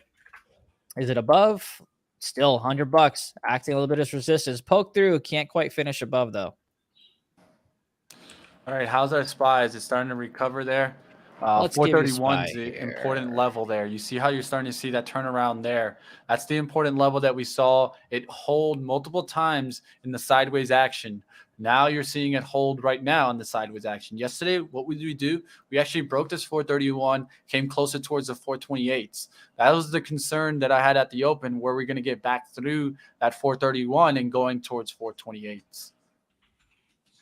All right, guys. Tesla, I'm up a decent amount. Nothing life-changing or anything. But looking at it right now at 856 right now off the support. Could take it off here off the support, but I do think that if you get to that 850, you can see a huge flush down. So I'm going to give it a second here to see if it's going to really hold this 856. If not, the next move down would give me a pretty big gain there towards 830s is what I would be looking for. 850s should increase the volume as you see the flush out and people get out of their longs. All right, Kat, you got to decide where you're going to go, Kat. I can't. It's one of those days, man. One of those days, Ryan. He doesn't know. He's not sure which side of the desk he wants to camp out at. He's rubbing my phone. He's rubbing my monitor. He doesn't know what he's doing. Yeah. I hate when Hendricks, he turns my monitor around sometimes. He'll literally push it. They got to mark it. They got to let you know that it's theirs. If we have a break here real quick, please interrupt me if either of you have anything. I do want to cover something real quick. This is the only reason I'm mentioning this is because we've talked about Char quite a bit. This is one of my this is my biggest long-term positions. One of the positions I'm the most bullish on long-term. This is absolutely not a scalp. Do not buy it thinking you're going to be able to sell this for, 50 cents or 20 cents more. That's not what the plan is here. I'm looking to hold this for a long time. We did get some PR here this morning. If I go to all here, we had this PR about the remaining 20% of the property acreage from the TMPA Gibbons Creek contract or Gibbons Creek sale is now under contract. So this transaction places 100% of the real property acreage at the Gibbons Creek under contract in less than 1 year since it was acquired from TMPA in February of 2021. You'll go on, if you continue to read here, you'll also see that the buyer and the terms of the transaction were not disclosed. So I think one of the reasons that PRs like this are not causing the stock to move is because these terms are not being disclosed. And what's happening here is that not everyone understands all of the different arms of this business and don't necessarily understand how big this can be. My hope here is that when this company reports earnings, we're going to get more insight into what these numbers actually are and how profitable this arm of the business is. I don't know for sure if that's going to happen. Earnings are in, I think, like a week or two. I'll go ahead and check here, but this is one of the things I'm waiting for. Full disclosure, I'm long this stock from 462. So I'm actually up on it. I of course don't chase. I always say that, don't chase. You think you're going to have time here, but this is something that I'm really waiting for this to pan out. I got time. I don't need for this to pan out in the next like weeks or months here. I got time on this, but I've talked about it before. I wanted to upgrade it. I generally don't recommend stocks whose price is above where I bought it. I don't like doing that. So full disclosure, I am up on this where I'm at right now. Please, please, please don't chase. I wanted to check the earnings. Let me go ahead and do that real quick. It is, okay. So it's unconfirmed. Let me see if I can get them to confirm that. I think this is going to be mid-March. So we're looking at maybe a week or two until earnings on this company. But anyway, right. just wanted to shout that out. All right, guys, probably going to take profit here in Tesla. It is finding a little bit of a bottom at 860. Did see some shares come in there. So trying to pay attention towards that 860. If we're going to hold the resistance on the 1 minute at 862 right now, or a flush right back down through 856. Above that 862, we definitely need to just take the profit. But let's see if this can continue to work. And it's just trying to shake some people out right here. Looking at AAL also, I did get stopped out on that drop. I still like this trade. Maybe can give myself some room for a swing trade and just kind of lower the share size. The reason I stopped out break even there on this trade here on the last little bit of the shares is because it was a little bit too big of a share size, because this was a day trade turned into a swing trade. And so usually when I take my swing trades there, I'm going to give myself a lot more room on that. So the share size will come down to measure out the risk, right? If I want to give myself room, I have to look both ways, right? Up and down. So I'm going to give myself more room towards the upside and more room to the downside, and then be able to measure that risk and return. For me, I would like for this to come down towards 640s and then retrace back through the 1660s today. Then we could take it off of that 1630s look. That'd be about a 30-cent risk there, but it needs to just come down here, create some bottoming action, see a big volume come into play, and then come right back through the 660s.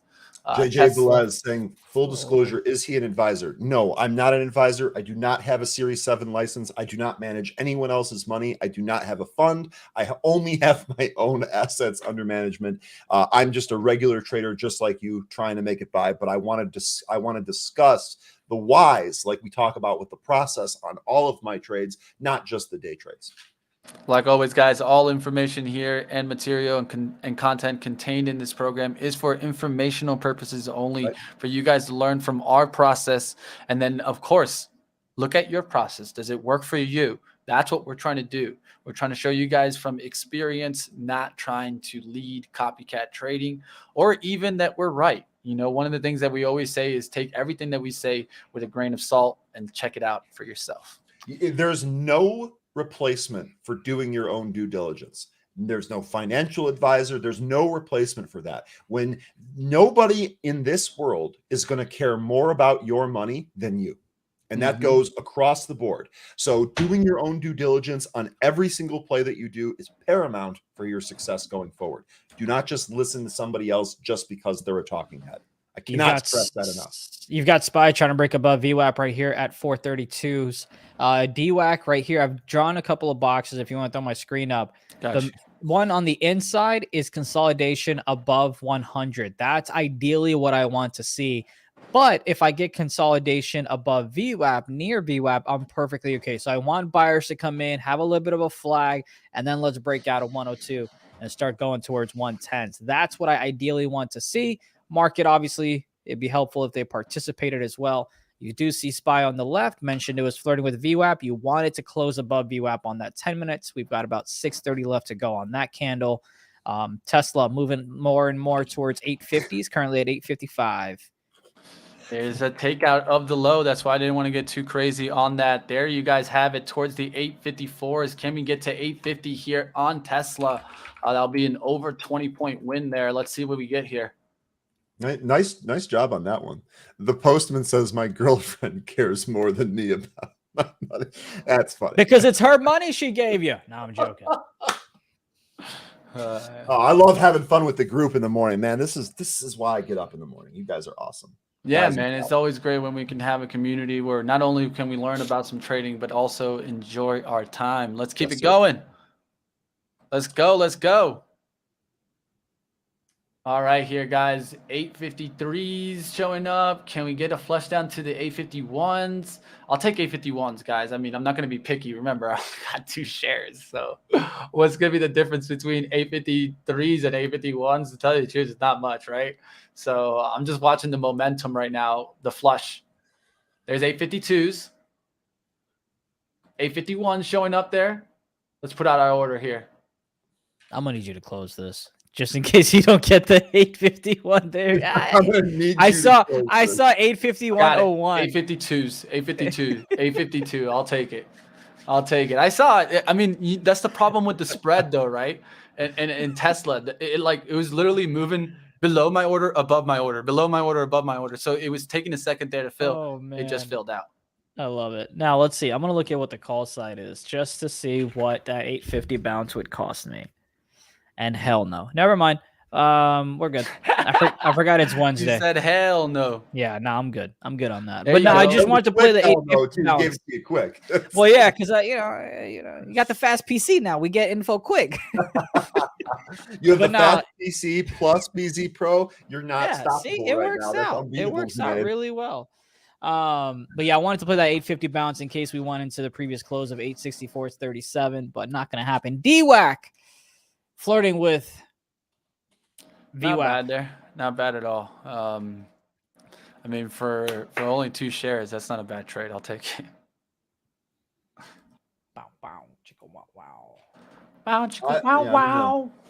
I'm in the habit of taking trades that are profitable and not taking trades that are not profitable. So Look the at fact that invest you more got here. only 2 shares is not important. The fact that you traded it correctly is what's important. This is what I love to hear. Over 100% on the BTU calls. Let's go. Let's go. Money, money, money. That's what I like to hear. That is what I want. That's just what I like to hear, guys. That's what I'm talking about.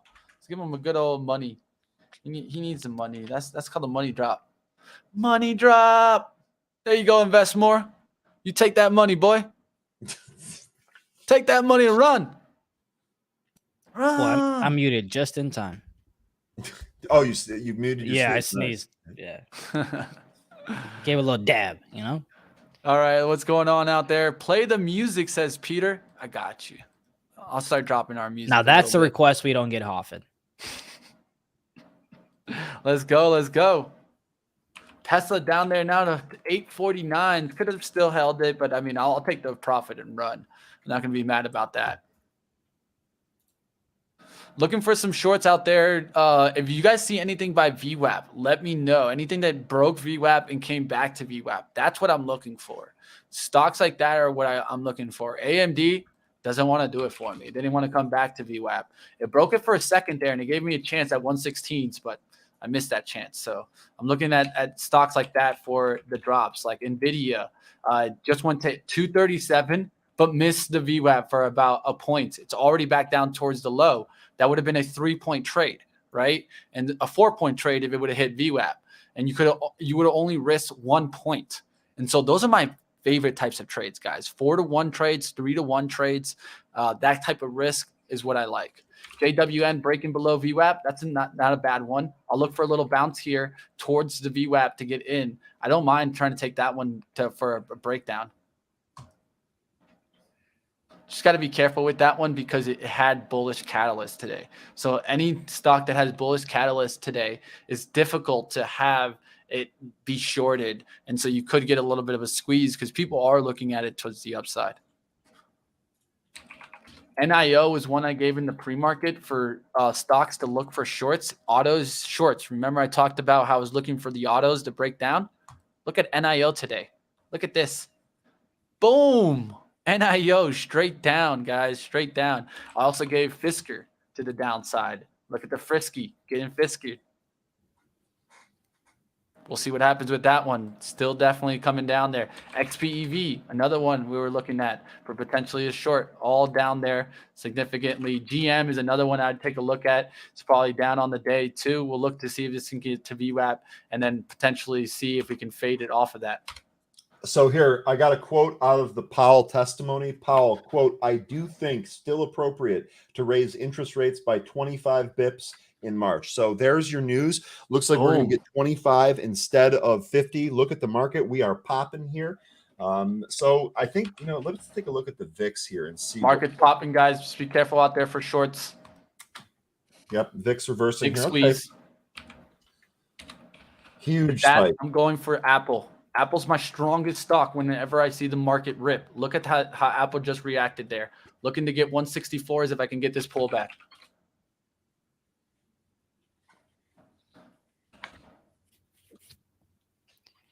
All right, you've got AMD above 115.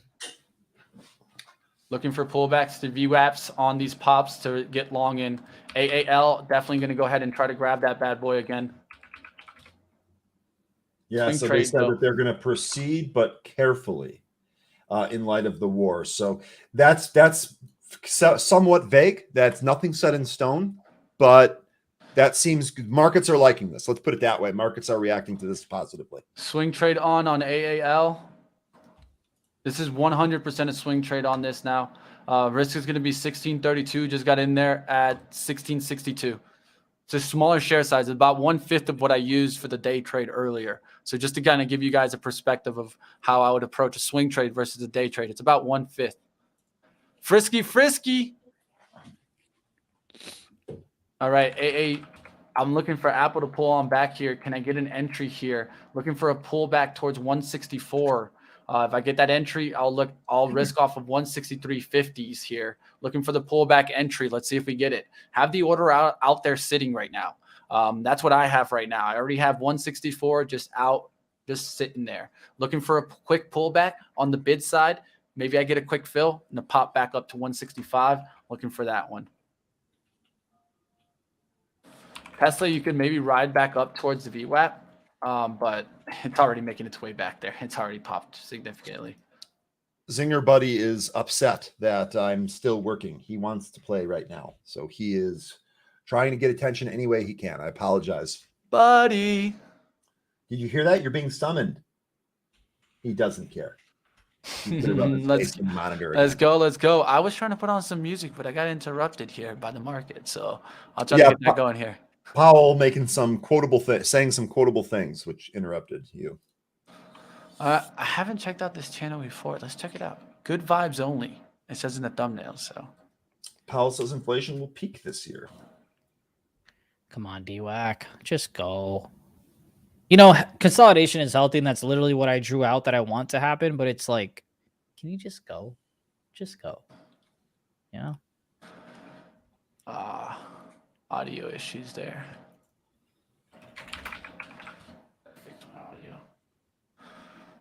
What's going on with the SPY? Did it continue? Did it make another bar? Next bar here is a corrective bar. Look at that wick. Look at that wick on the 1 minute. Right at that 434.49. It's so right on that. It's crazy when it holds to a penny. I always think stocks are insane when they hold levels to the pennies. Yeah, here's another thing that I'm seeing out of these comments here. Let's see if the Fed and Powell can stick to 25 bips after the CPI number. Remember, inflation running at about 8% right now. So yeah, that's a good we'll comment. A good comment to make for sure. Yep. I mean, I don't think they can, but we'll see what happens. They're going to definitely have their hands full.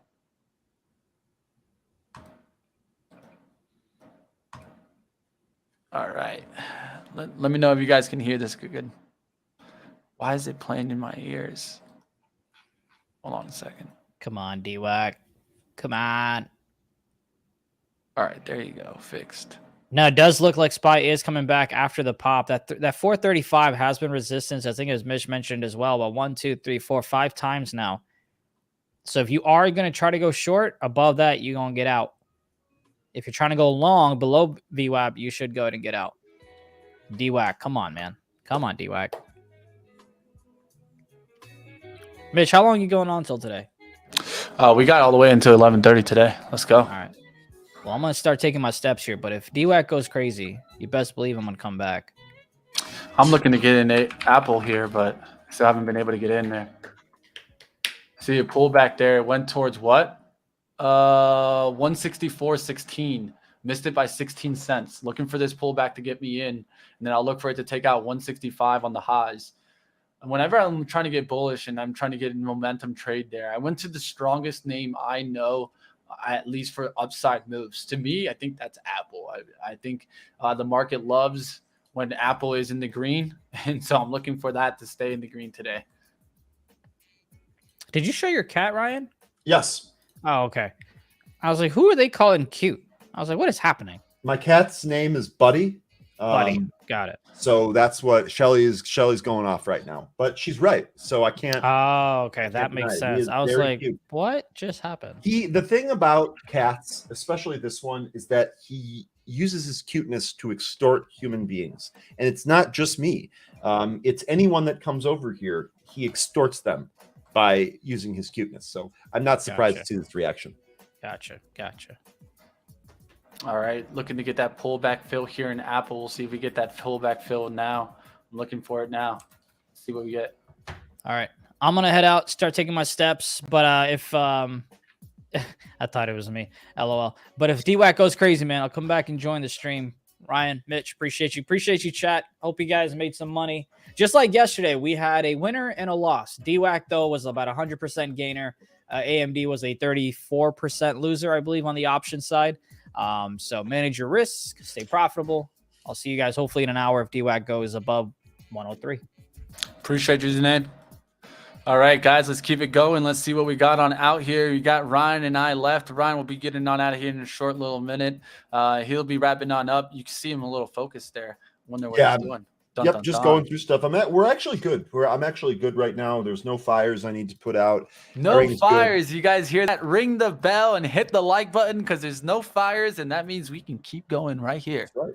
Smash that like button. You guys want to keep Ryan on for a little bit? Looks like Ryan can battle on with us. Let's see where we're at in the light game right now. I want to see where we're at right now. I want to hear some good. I want to hear some good numbers. Buddy is focused.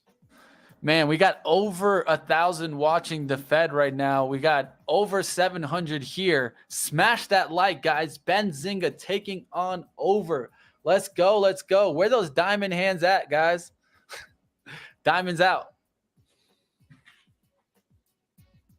All right, looks like we're at 359 likes. Let's keep it going. Let's see if we can get to 400. Keep Ryan on here, guys. Show me that you guys wanted to stay on. Well, guys, I missed my entry there in Apple by 14 cents. That's how it goes sometimes, right? Wanted to catch this bounce towards the high. It already is creating that rip out there. Missed it, and so be it, guys. AAL not looking too bad there. Trying to come back towards 1650s. Could add to this trade there and look for like kind of changing it into just the momentum. But I'm going to leave that one alone. I'm going to look at the cruise lines here for another swing trade. I like this CCL coming on back here. So let's try to do another swing trade on CCL here. I do like the trade. We're going to go ahead and get our starter in here and look to hold towards the low of the day today. So looking for a pullback right now to get a fill. Order out. Filled there. 1892's there, guys. Let's go. taking a swing trade there in CCL. Swing trade on, guys. Taking some swing trades here, setting myself up for swings versus day trades. I am seeing the momentum, but I'm wondering if the momentum is going to stay. And so for me, I'm taking a little bit of a push there. But as you can see how the SPY has reacted since that news that Ryan kind of brought on up about 0.25 being mentioned versus maybe 0.5 being taken off the table, you guys are seeing the reaction of the SPY. It's raining money. I like to see that. All right. All right, Hilton, let's try to do this one for the day trade. I've been looking for this one for the day trade. Let's go ahead and try to get this lined on up. Need to get a right entry here. So that's near the 145s. It's at 145.40 on the bid side. Looking for a quick pullback for I can get an entry. Was looking for this dip below here. I think the 145 level is so important for it to hold.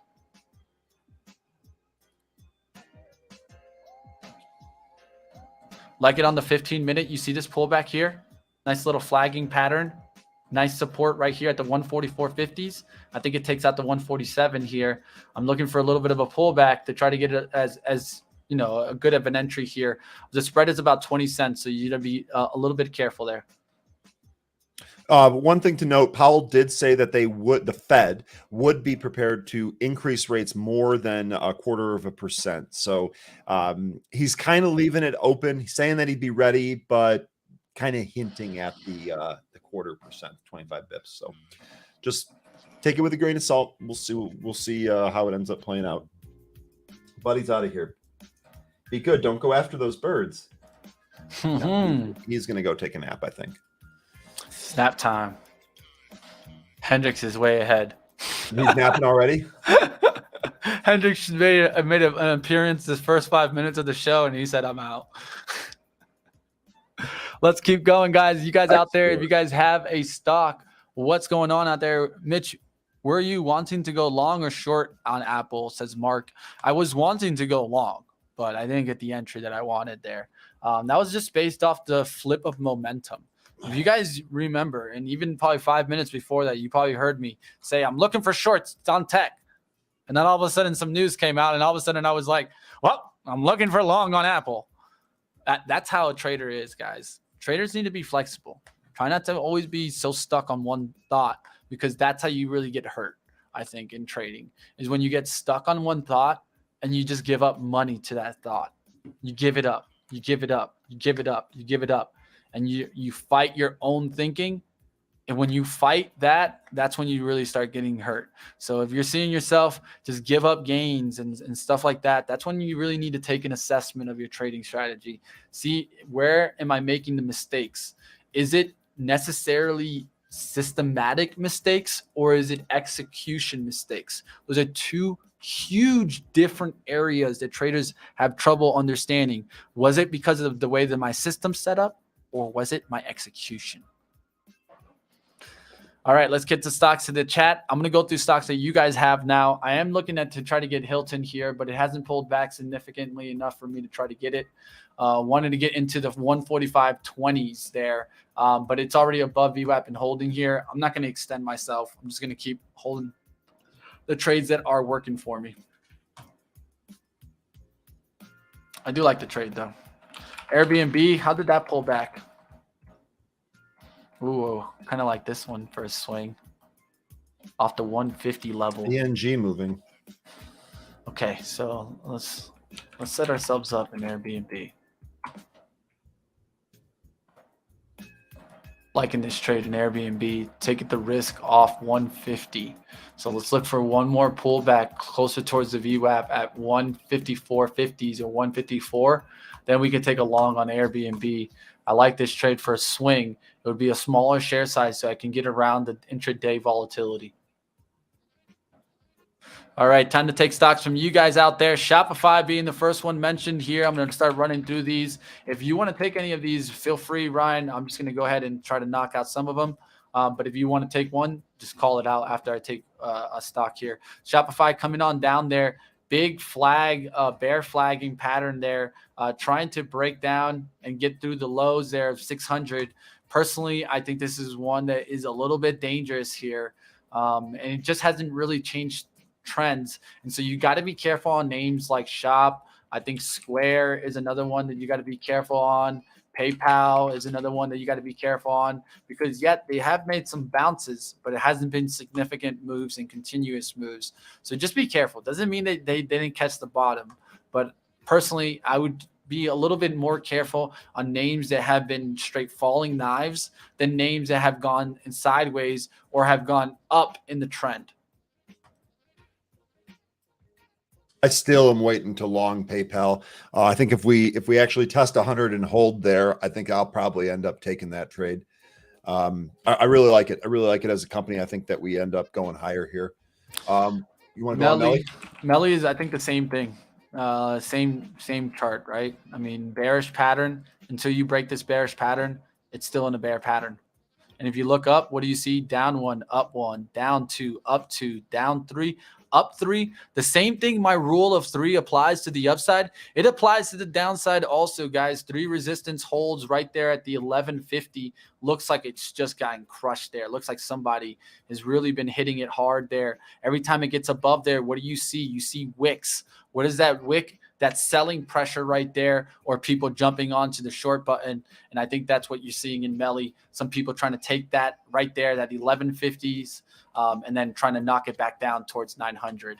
Does it mean it's going to get to 900? No, never does. But what I could see is definitely that looks to me more like a setup for the short side.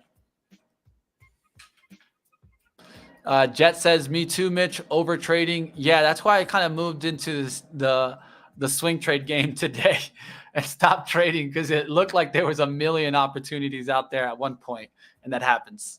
Lisa Lee says, greedy mistakes. Yeah, greedy mistakes can happen, so just be careful out there. If you're battling that right now, Lisa Lee, then definitely just always just go back to thinking, hey, what changed in my mentality that I changed my objectiveness in my trade that made me greedy, so that I can, on the next time, not get to that point. Stay objective and not be so subjective at the top, and maybe not be on the greedy side. But I'll tell you one thing, greed and traders, I mean, that goes almost hand in hand daily. So you just got to learn how to manage around what you think is maximum potential versus just a good return. Because in certain environments, like we've been, at least for me, in the last year, in this year, we've been in the base hits environment and not home runs.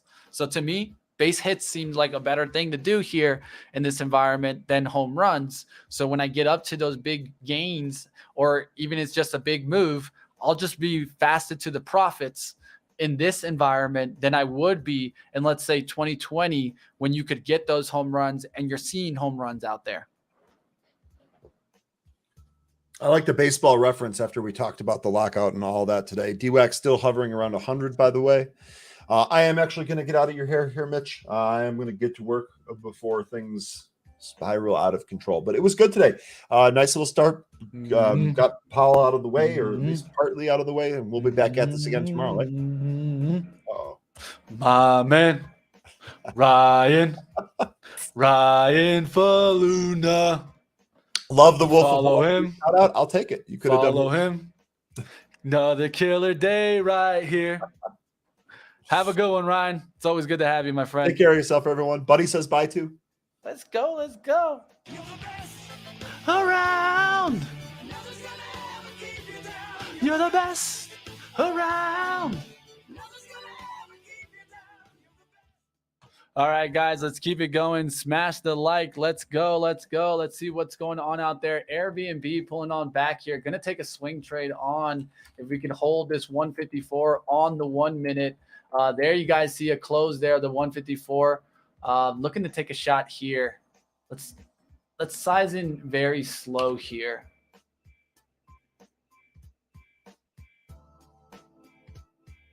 All right, waiting here. I'll let you guys know when I get my entries. I'm looking at Airbnb. Let me change this. Show you guys exactly what I'm watching right now. Looking for right there. That 154 to hold. So if we can come down to that level, I don't mind adding there. Haven't gotten an entry yet.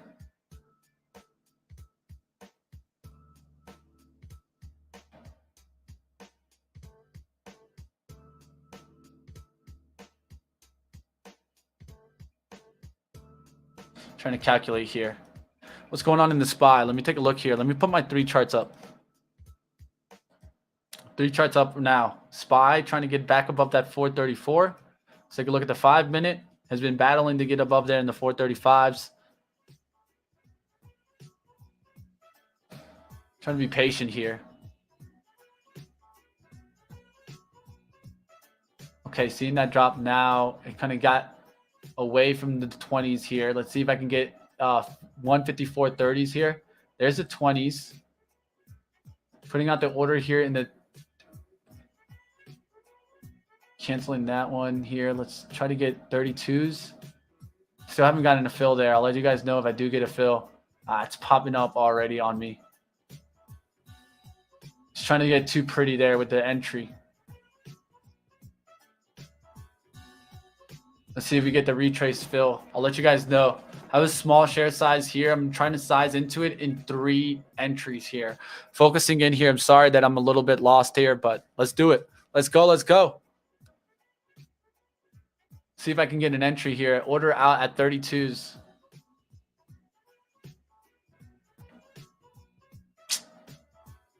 I've already missed it. I'm being too picky today, guys. I'm being too picky on this trade there.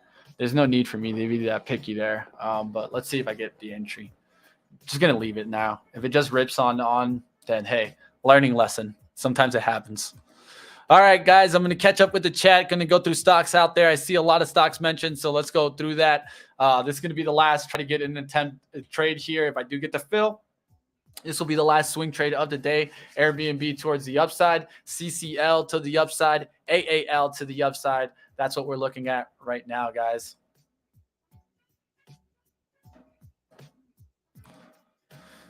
That was a good entry down here in there. Should have got the 54.30s. It's already up there about 70 cents. And definitely this was the area to go after. Didn't get the entry there. Called it out while I was coming to it. Should have got that entry, guys. It's already up there. Going to miss the trade. And so be it, guys. That happens. Just got to let it go. All right, let's keep going, guys. Going to take stocks from you guys now. Summit. Let's go. Let's go. All right, seeing a lot of stocks being thrown in the chat, so let's start going through those and seeing if we can get some of these done here. Gush being called out by Holly. How is the oil trade today? Looks like it turned around there significantly and pretty fast there, so just be careful there on oil. Definitely, we saw it up in the morning, but then you see what? Spikes into the open and then flush downs, just like I've been calling out of the pattern in MRO. I've been seeing it constantly where it does that pattern. All right, let's keep going. CrowdStrike being mentioned.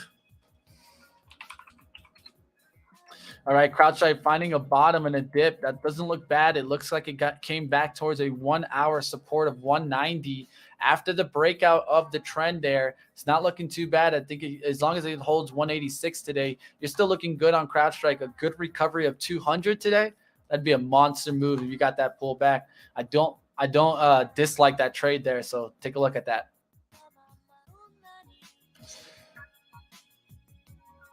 All right, guys, canceling some orders here that were out. The Airbnb, let's see if it's coming on back there. It looks like it's coming on back there, but we got to take a look at the chart to see if this is what we want to try, because we were expecting it to come on push right after that and hold VWAP.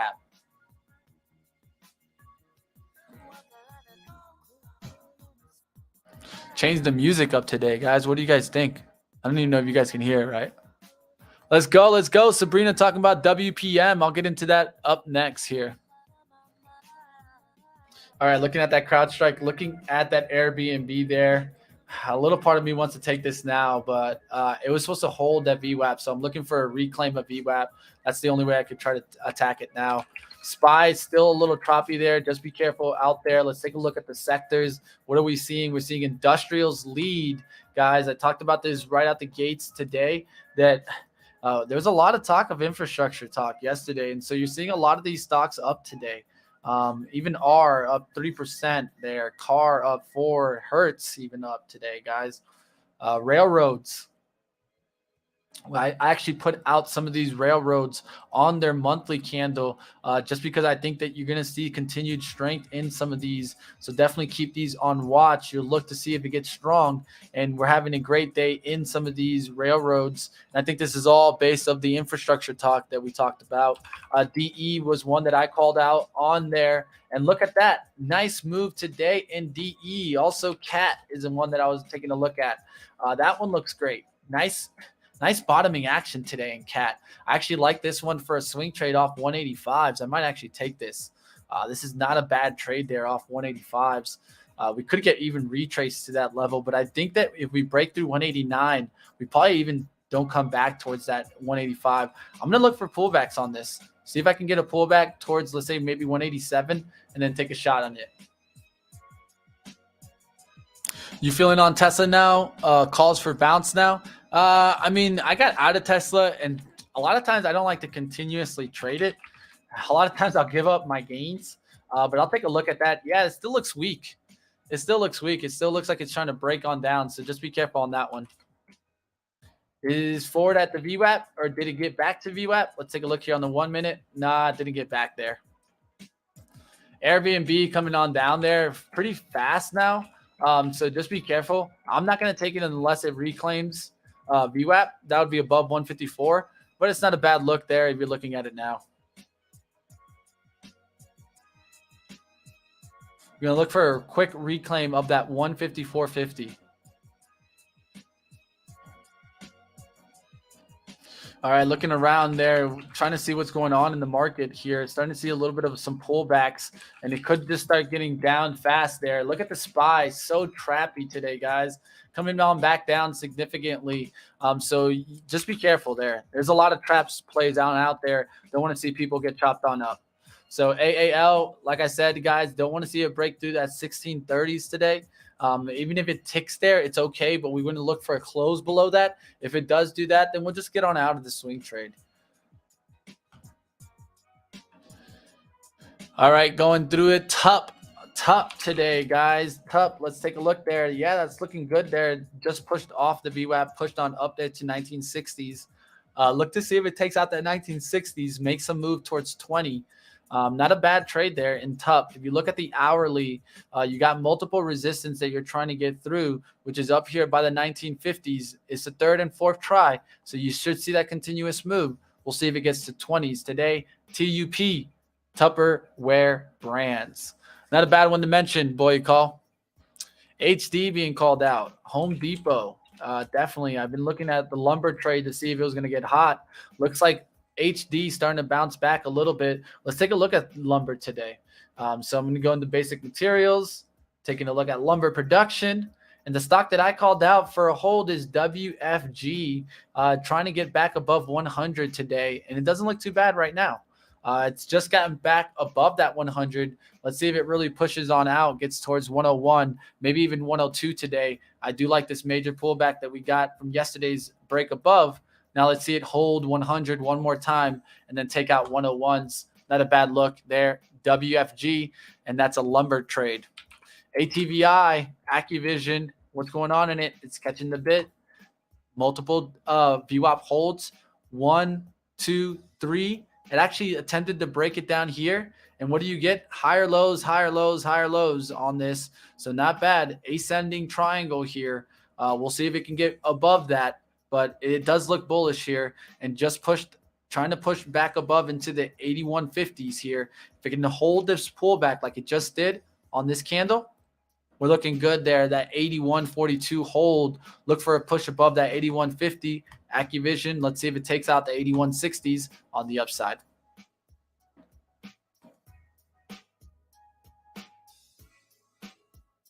All right, guys, liking the recovery there, but looking to see it get stronger on Airbnb. Still watching it, but haven't taken a trade. Lucid, how did we do on the Lucid today, man? I missed that trade out the gates. Could have still been short on this name. A little bit annoyed. I missed that that Lucid short. Let's go. Let's go. What do you see out there? Jay says drip. Took profit in TUP. Not a bad trade there. Stops in place says Elite Trading. Not a bad move. Daryl says 130. What's going on, guys? Let's keep going out there. All right, CCL, why is it going down? Well, I mean, the market's probably being a little bit dragged right now. Let's take a look here. Yeah, it's trying to come back and make a bottoming there. Action, the 1875s. Let's take a look at it on the daily because I'm looking at this as a swing trade, really. Let's try to make this daily low hold. So that's 1865. Let's pull that candle down there to 1865 or 1860. You can even do 1860 if you want to see that. So that's going to be the level that we don't want to see that break so that we can get what? One bottom action, two bottom actions, three bottom actions near the same area. So that's what I'd want to see. We don't want to see this 65 break on the downside. As long as that's holding, I'm liking the trade, and we can get back on up there. We'll see what happens. If it breaks that 65, of course, we'll go ahead and set an alert there, and I will let you know if it does break that. All right, guys, like that Airbnb, I just saw 10,000 shares go through there. I'm going to start taking a little bit of a position there. Just took the first starter there. Looking to take the second one here. Already took the second one. Looking to take the third one on this pullback here. So let's see what we get there. But I did see 10,000 shares at 154.30s, 4,000 shares at 154.30s. So to me, that looks like someone trying to put a 15,000 share order in there at 154.30s. Let's see if we get back above that level and see the continuation move. That was a big order, so I'm trying to jump on the momentum. You guys know how I try to call those big trades on out. Airbnb there catching a little bit of the dip there. So let's take a look at the 15-minute. We're going to take a look at it in a deeper time frame. Look for it to come back on through there. Hold the support pullback. So that's a pullback towards this 154.30s, 153.40s. And let's see it come back up through 155. We want to see it get up in this area and really start pushing towards the highs of 157. All right, going to add on this pullback here into the 80s if I can get filled there. 154 underneath that, it would be nice.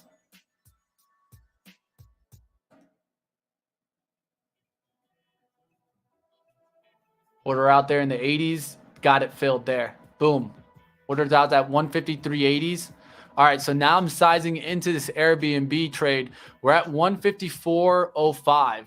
So now we got to just determine what is going to be the ultimate risk here. The ultimate risk is a breakdown of the low of 151 here. So that's going to be our risk spot. Our risk spot is down towards here.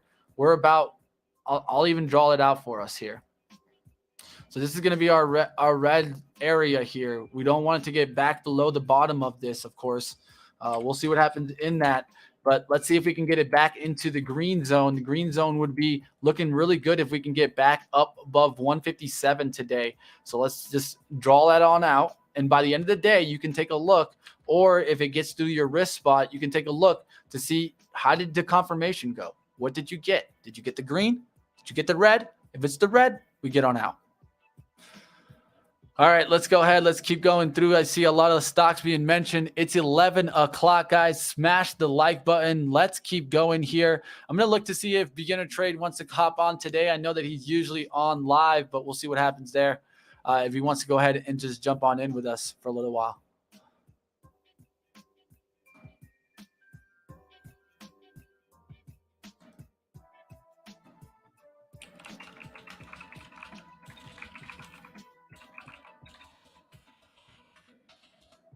All right, traders out there, how we doing out there in the chat? Seeing a lot of stocks being mentioned, so many stocks. I got to just start going through some of these. I'm going to quickly run through all these. I'm going to just say bullish or bearish because there's so many stocks. We'll see what happens here. MRO, let's take a look here. MRO pulling back there towards 22.85. We talked about how this was done deep pullbacks on the hourly chart and then catching support there. That's what I'm looking at it right now. Coming back towards that 22.70s, looking for it to come back towards 23.50s. Not a bad attempt. We'll see what happens. S-Bucks being mentioned. Starbucks catching a little bit of a bounce today. Not a bad little push on up. We'll see if this continues to move. I was wanting to watch Bros to see what happened on Starbucks. Looks like Bros is coming down. Starbucks going up. We'll see if that can continue the trend. And for pullbacks, I would look at 91.78 on Starbucks. GM, good setup, says Elite Trading here. Let's take a look there at GM. Yeah, it's a nice setup. Kind of that I'd call this kind of more of a flag pattern there. Whenever you get those quick dips and then you can draw a trend line on that retrace, you're getting up out of the VWAP. And what I liked about it is that you got up above, pulled back here and held the pullback towards 45.20s. So that does look good there. Airbnb starting to come back there. So looking great on that attempted swing trade here. So one of the things is, remember, when we were looking at it, it was in this consolidation, gave us that dip. We sized into it, giving us a nice entry, average entry. Now we're deep into the green. We're looking good. We're going to look for this to continue into the green box. Of course, out is that 152 downside. CCL, we were looking to see if it'd catch a bounce there. Looking good there. I could add to the trade there, but I'm not going to because I don't want to increase the risk. All right, let's keep going. Next one in the chat being mentioned, CDAC. I don't know CDAC. Never traded this one. Not even going to make a comment about it. It looks to me like a short, but nothing against it. It just doesn't look anything big there. Vion being mentioned here. Oh, look like a little penny stock action trying to get through there. I don't mind taking a look at some of these, but to tell you the truth, just be careful. This is what you call a falling knife. A stock that's going from 150 to 48 cents. Yeah, it could get up to maybe 60 cents today, but I mean, maybe you can fill this gap into the 80s, but I personally don't like that kind of chart. Airbnb moving on up nice. Now I'm just going to let that, remember, we saw the big trader at 154.30s. That's the level really that we want to see it close above today. Someone taking a big shot in Airbnb. That's what I'm seeing, and we'll see if that is true. We'll see if that continuation comes from it.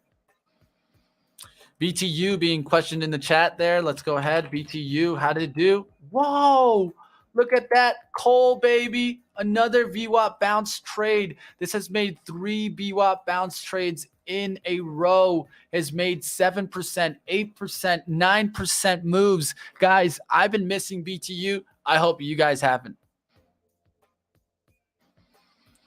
Let's go. Let's go. JPM being mentioned by Mike Beauty here, or Mike Beatty. Mike Beatty, I'm sorry about that. Let's go ahead. Let's take a look at JPM. Yes, this was red out the gates and now really catching that bid. Why? In interest rates being mentioned, right? And so a lot of talk being mentioned here. I would take a look at the 15-minute. Make sure that you hold this pullback towards 138. If you can hold that pullback, I think you end up coming back towards this trend, taking out the 139s. We'll see if we can hold this 138 pullback now and take out the highs. You could look at JPM right now for maybe a potential scalp up to that level.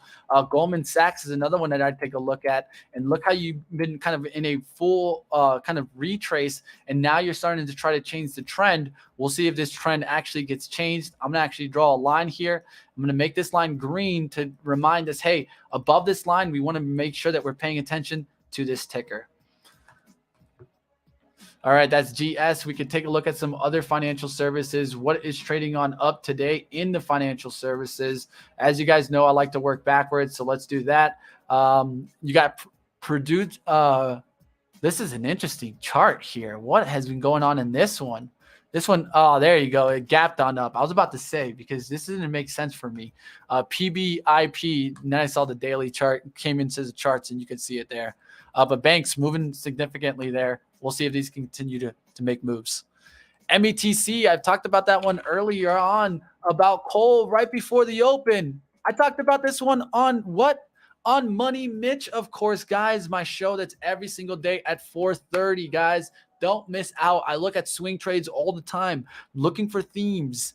What can we play tomorrow? What are we looking at? That's what I do on Money Mitch. So please, guys, if you guys haven't been there before, check it out today. 4:30, I'll be live, guys. Let's go ahead. Keep it going. Took that Apple break of 165. It's not a bad move there. DDS 300 coming. Yeah. Jay, I don't know if you caught my comment today, but this was definitely one that I was keeping a watch on. Dillard's, I didn't want to go against Ryan's thinking. So a little part of me kind of held back the Dillard's talk. But, man, I called out how 273 would be an awesome look for Dillard's today. And look where it's at right now, 273.82s. Had that line drawn out since January 28th updated on March 2nd because I updated that today, was looking for that breakout through that line. And man, this one actually looks interesting. I've never played DDS. I don't know if you have, Jay. SOFI being mentioned definitely looks like it was a buy the rumor, sell the news, but let's see if it can come back after the market's coming back. It is finding some bottoming action. We'll see if that can continue making moves. Airbnb looking good now, guys. Swing trade on. Let's do this. Let's go. Let's see if these can continue making moves. AAL getting off that bottom. We're looking great in that. I could add to the trade there, but just going to continue to work it. CCL back to VWAP. Let's go. Let's go, guys. We're dancing today. We're dancing. DraftKings being mentioned in the chat. Let's take a look at that. How's the Donkey Kongs? Finding some bottoming action. I do like this look here. If you could get towards this trend line. And so we're getting close to it right now at that 22 level is where I would look. You went to 2203. So you already hit that right now on this candle, on this 15 minutes. So I do like that bottoming action at 2203. If you're going off the $22 level there for DraftKings, that was the support that I was looking at. When we got above that, I liked it for a buy. So I would like the pullback there if I was going back after it. All right, guys. Looks like someone's talking about what charts I use. What charts do you use, and can you assist me setting up mine? Yeah, I can give you like kind of like my setup here. If you like, just like this setup here. I also have multiple tabs. I have a 6 chart setup. I have a 3 chart. I even have like my alert setups here. So I set up a lot of alerts, right? And so a lot of the times I'm paying attention to these names because I want to see what's above trend and holding below trend. So if you see move above, you can see and kind of hold above, cross up trend on BTU. That was on, and what does it do? It kind of pushes on up. So we drew the line here, and that's what broke on out there for the push there. If you take a look at some of these other ones, NUE moved above the steel play today. Look at the steel play today, guys. X gonna give it to you. It's gonna give it to you.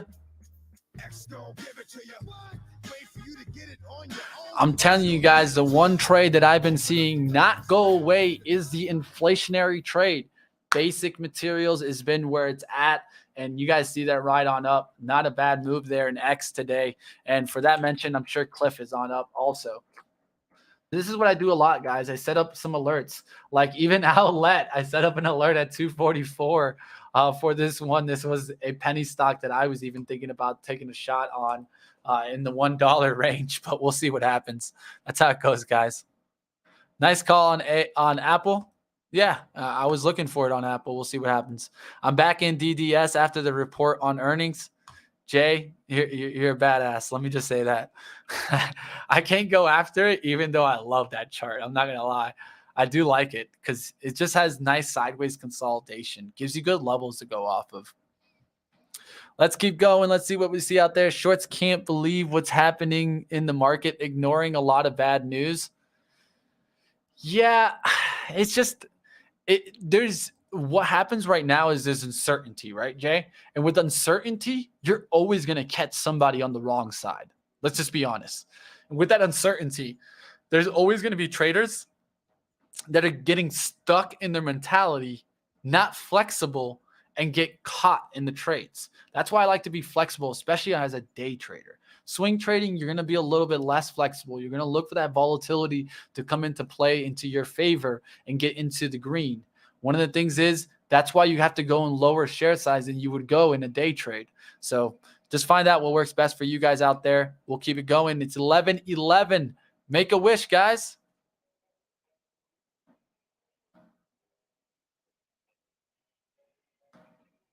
All right.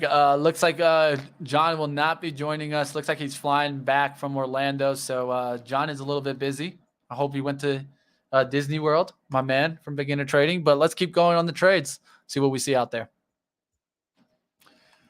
All right, back towards the main chart here. Looking at this Airbnb, I want to let it keep going. Now we're getting into our green box, showing us that confidence, conviction.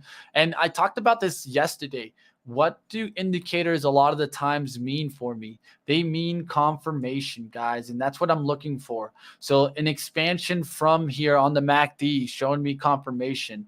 What could I also look for? Let's look at the RSI line. How did you kind of hold the bottoming action, and do you take out the top, the recent action? So if you can see here, I'm trying to draw it around the RSI. We want to see this line get on up in this way and show us that, boom, there you go. Another thing that helps here, when you get breakouts, you want to see volatility increase, right?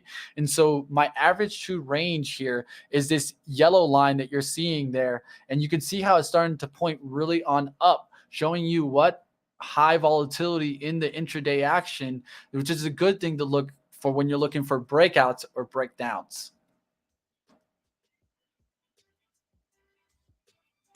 All right, what's going on, guys? Where are you from? You kind of sound like Denmark Trades. He's a trader on YouTube as well. Definitely not from Denmark Trades, but I know exactly what you're talking about, and I'll take that as a compliment. I mean, I know that a lot of people are going to say stuff about his chat room. I'm not going to get into all that, but I will tell you at least, hey, if you're relating me to someone on YouTube that's, I would say, at least YouTube famous, hey, can't be mad. Let's go. All right, guys, we'll see what's going on out there. That sounds trappy. What sounds trappy, Elite? Let me know.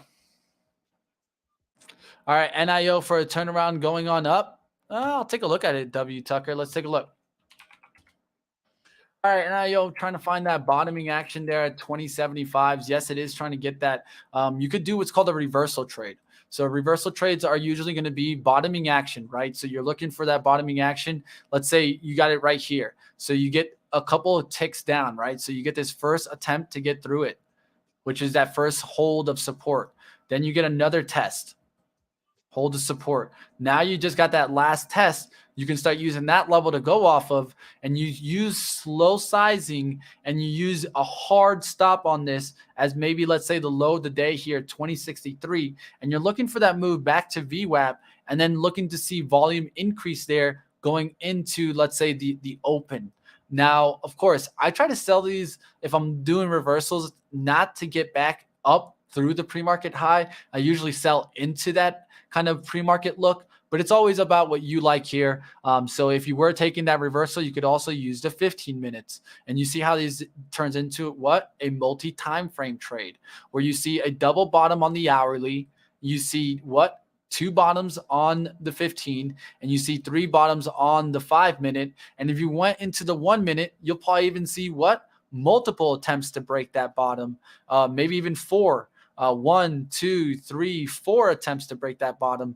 That's called multi-time frame, and those are the ones that I like to use often if I'm doing reversals. Melanie, what's up, man? Let's go. Hope you're enjoying the day. Hope you guys are having a great trading day out there and keeping your mentality in check. Always trying to not get greedy on one side. And when you catch those momentum trades, there's nothing wrong with taking a little bit of profit. All right, took $1 in Apple. Can't go wrong, Elite. Nice trade there. Jumped out of CCL, says Boy Called. Hey, can't blame you. You don't need to stick in trades that I'm in. That's one thing I definitely don't want you to do. Determine your own risk. Determine your own levels. If yours levels say to get out, get on out. All right, so WFC, that's a financial service stock, right? And so we saw the turnaround in the intraday on that, and then we started seeing strength come out. So I would keep watching on what daily support to hold. So that 50 for me, good level for seeing that bounce. Now you take a look at some of the other ones like JPM. You continue to make moves. You want to see that continue to make moves. We drew this 15-minute. We said we were going to look for a pullback. Back below, closer towards VWAP, and then coming back through that high. Now we're coming back through that high. It looks good for that extension. And I remember there was someone that mentioned JPM here, so I'm going to roll on back here, see if I can catch him. But definitely, JPM does not looking too bad. That was Mike Beatty there with JPM. All right, guys, we got over 602 people here. Please do me the favor, smash the like, guys. The guy who says the Bears are scared sounds like a trap when everyone's easily in the green. We'll see what happens. I mean, it's going to be a little bit of a bounce there. We did get some volatility today in that market when we saw that change. All right, let's keep going out there. CCL, AAL, nice reversals. Yeah, those look good. Those look good. And I like that I took my swing trades on those. We'll see what happens. JD bringing some trades on here. Jay, let me know if you want to hop on. You look like you got some stocks you want to go over. If you want to hop on, I don't mind. I'll bring you guys on. Let me know if anybody wants to hop on. We still got about 13 minutes until we get to Benzinga Live. Can I take a look at Starbucks, Red X? I already took a look at it, but I'll do one more look. I did see it was positive. I did see it was holding. I liked 91.78 for retraces to take out the high.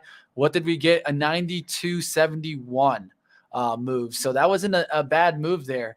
91.94s. It didn't get close towards that 91.78. It got close there. It got below the 92 and then taking out the highs there. You could see maybe bros turn around if you see continuously strength into Starbucks going into the close. I would look for maybe bros to turn around back through 46, but it is sideways right now. Same thing that I talked about. So the reversal trades, right? And so you could be taking a reversal trade off of this bottom. Let's say the 45. So you're seeing multiple times to try to take out the lows. You get as close as you can towards this 44.86, and you try to get in there and you risk down below, maybe towards the low of the day here, 44.55. That's how I take sometimes the reversal swing trade back towards the move. And a lot of that is going to be based on hourly charts, not a shorter time frame. I love to use the hourly for those big reversals. Got you, Red X. Let's do it. All right, Tesla to fill the gap upwards. Let's take a look at Tesla. I made a good trade on that short side. We could find another short on this eventually, but it is starting to come back on up towards the VWAP. We'll see if it gets back there towards the 64s. Remember, we went short on this one at the 72 mark, so we'll see what happens on Tesla today. Wellness Matter said, I'll hop on. Hey, well, go ahead. DM me. I don't mind. We got about 10 minutes left. I can get you on for at least 5 minutes here. Go ahead and send me a DM on my Twitter, and I don't mind. I'll get you on. I'll send you the link. Let's do this, guys. Smash the like if you guys are enjoying it. Definitely reopening trades in full effect. I'm glad I put that an hour ago, so we'll see if that can continue and close the day on those reopening trades. All right, let's go ahead. I'm surprised BJ didn't have better earnings. Hey, we'll see what happens on that one. Costco was one that I was seeing strong yesterday. It looks like it is strong again today. Not a bad one to take a look at. Discount stores. So BIG, big lots, making big moves, guys. Not a bad one there. Catching a bottom there by 35s. Burlington moving on up 6% today. Ollie moving on up. BJ, DG, Dollar General, Costco, Target, all moving on up today, guys. Keep your eyes on watch on these. All right, waiting for the link. I got you, JDs. Let's do this. All right, guys. Let's go ahead and send the link here. Get my man on. He's got some stocks to get through. There you go. I sent you the link, man. You can go ahead and join. All right, let's keep going. Let's do it. Let's do it. Smash the like on up if you guys are enjoying today. And like always, guys, sometimes we're going to be able to get that money.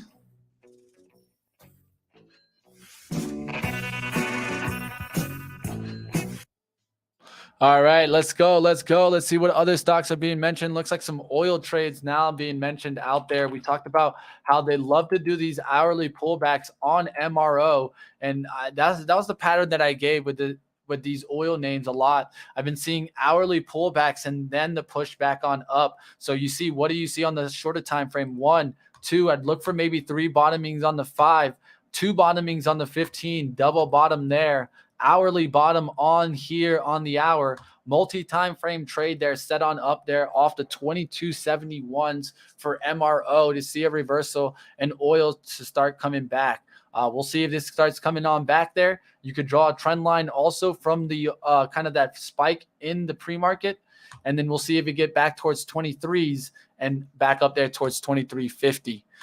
Dude, looks like I got a special guest for us today, guys. Special guest. Let's go ahead. Let's get to it. I'm going to take my charts down because this man deserves a full screen. Let's do it. What's going on? How we doing, Jeff? I'm doing well. Doing well. How are you, Mitch? Hey, doing great, man. It's great to have you on the show. And looks like you had some stocks that you wanted to take a look at. I can put the charts up if you want. You can put your charts up, but it doesn't really matter. Let's start taking a look at some of I'll, your trades, or at I'll least some look of the at stocks yours. you're looking at. I'll look at yours, split screen it with mine, and I can roll like that.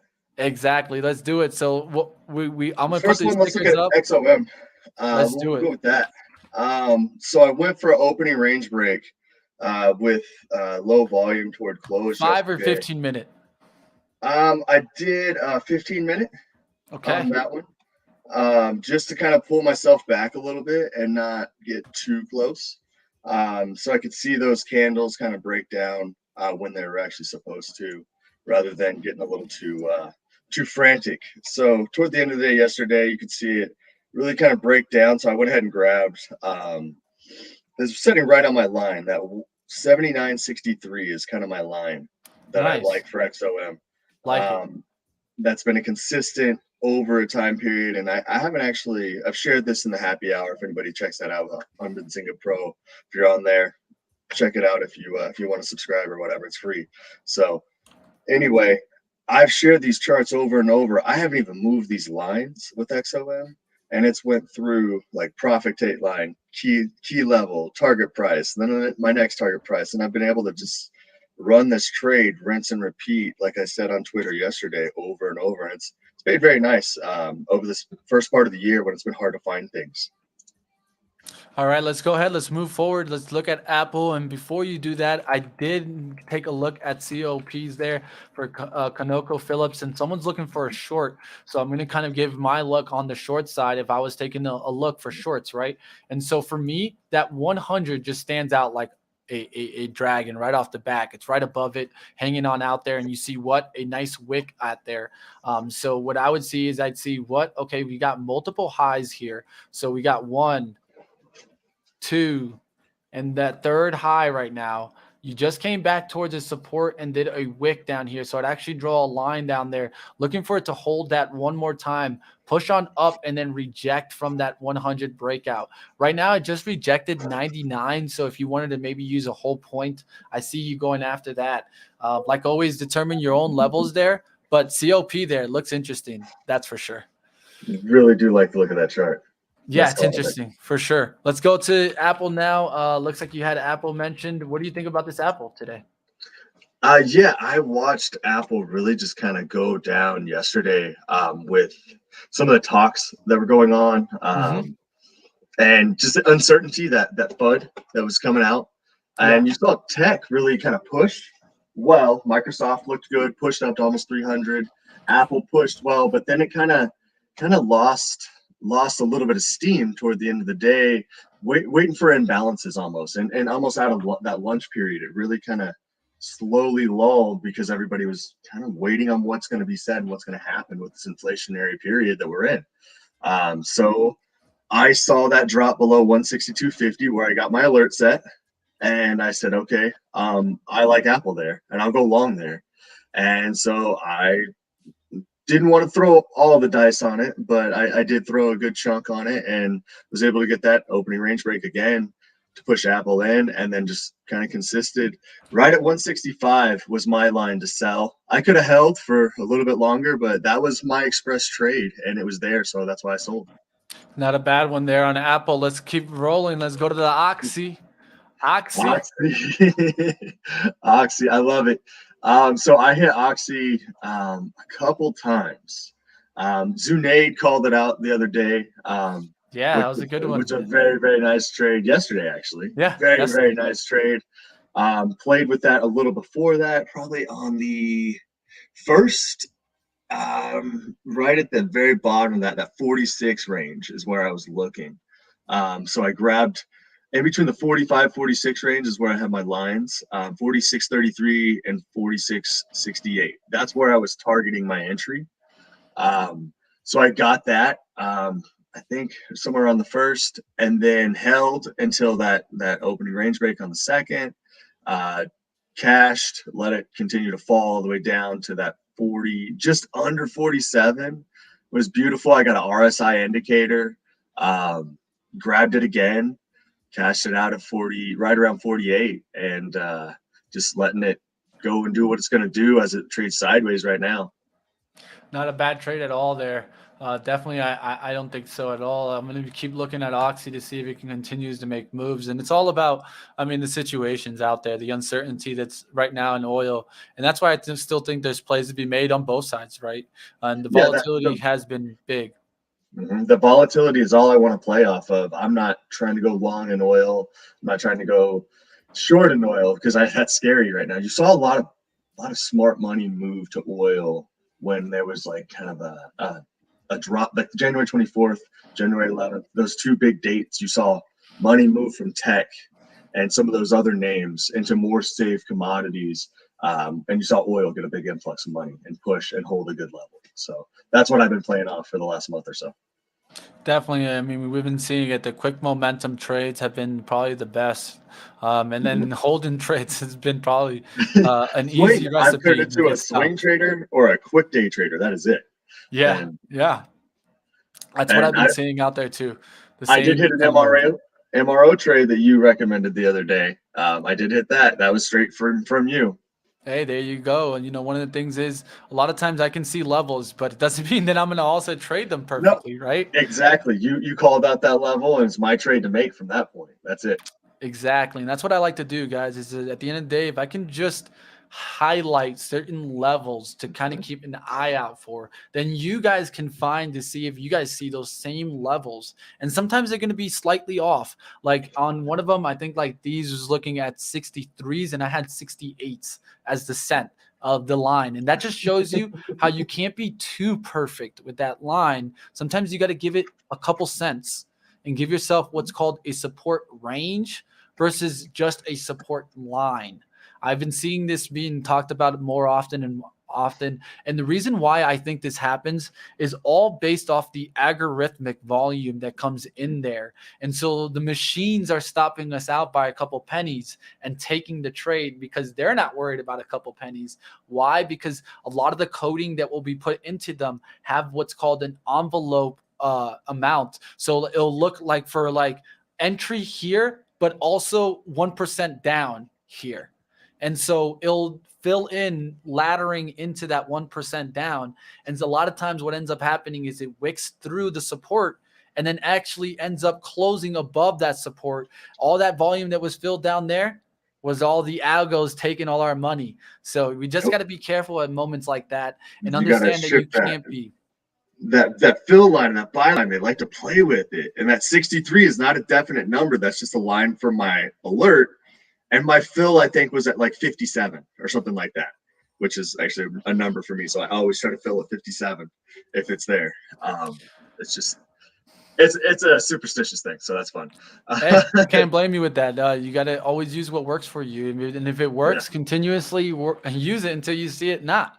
I mean, I always talk about the data out there, and there's one thing that you'll definitely see is that there is no perfect levels. I mean, there is no such thing as perfect levels. If that's what it was, I mean, then we would trade 100% just following that one strategy, and we'd be all rich. But that's not the truth. The truth is there is subjectiveness into trading, and that's why you always want to continue working back and checking your data. The last one, let's do one last one here. I know we're in overtime. We're in overtime. I know AB and Spencer are probably going to kill me. Getting on us? Yeah. But, hey, I don't get to have you on too often. We got some valuable guests and some valuable knowledge we're trying to spread to the world here. Exactly. So you're seeing SoFi now kind of make this like kind of rounding bottom look here. I like this. I went ahead and right around that 1170-ish, 1172 is where I went ahead and added some calls. For SoFi, just what do you think I have? My line, where's it at? 1175, and he's getting 1172. Do you guys see there? It's not exact. We're 3 cents off from each other, but we did see that support coming into play. That's what it's all about, guys. No exact. And I know Jeff sees this also. And I think that Jeff has also seen how we try not to be exact. There's one thing that I think Jeff has been kind of watching also. And I would love for you always to be transparent, man, to call me out when I'm on the game and off the game. And that's what it's about, because we all get into the zone and out of the zone, and we can only be into the zone for so long. And that's You the would truth. never see me here again if I was always in the zone. I'll let you know that. Like I would be on the golf course. I'd be doing some crazy things, be traveling around the world. Like I would never be here. That's So the truth, brother. I'm just trying to hit for 51% of the time. That's it. Amen to that. And hopefully one day, Jeff, I see you on the golf course, my friend. And maybe one it's day my I actually treat. get It was my a golf treat. swing. So I got a baseball swing, but not so much Hey, as that's that all- golf swing. Hey, that's all that matters. We can transition that. That's all that matters. Half the battle, right? Let's go ahead. Let's get after it. I'm going to bring you guys over to Benzinga Live now. Please do us the favor. If you've enjoyed today's show, hit the comments after, hit the thumbs on up, and let us know. What do you want to see more or less of on right here, live trading with Benzinga? Do you want to see more strategy breakdown, more trades, options, whatever it is? Even if it's, let's take a look at some daily kind of crypto trading. If that's what you want to take a look at, let me know in the comments. I'll go ahead and do so. See you next time, guys. Let's keep going and keep the family going. I'll see you guys tomorrow. And the battle is on, guys. The market is battling to come on up. The question is, will the Bulls win? See you next time, guys. Thanks, Jeff, for joining. Not a problem. I'd love to do it anytime I can. Let's do this. Let's keep it going right here on Benzinga.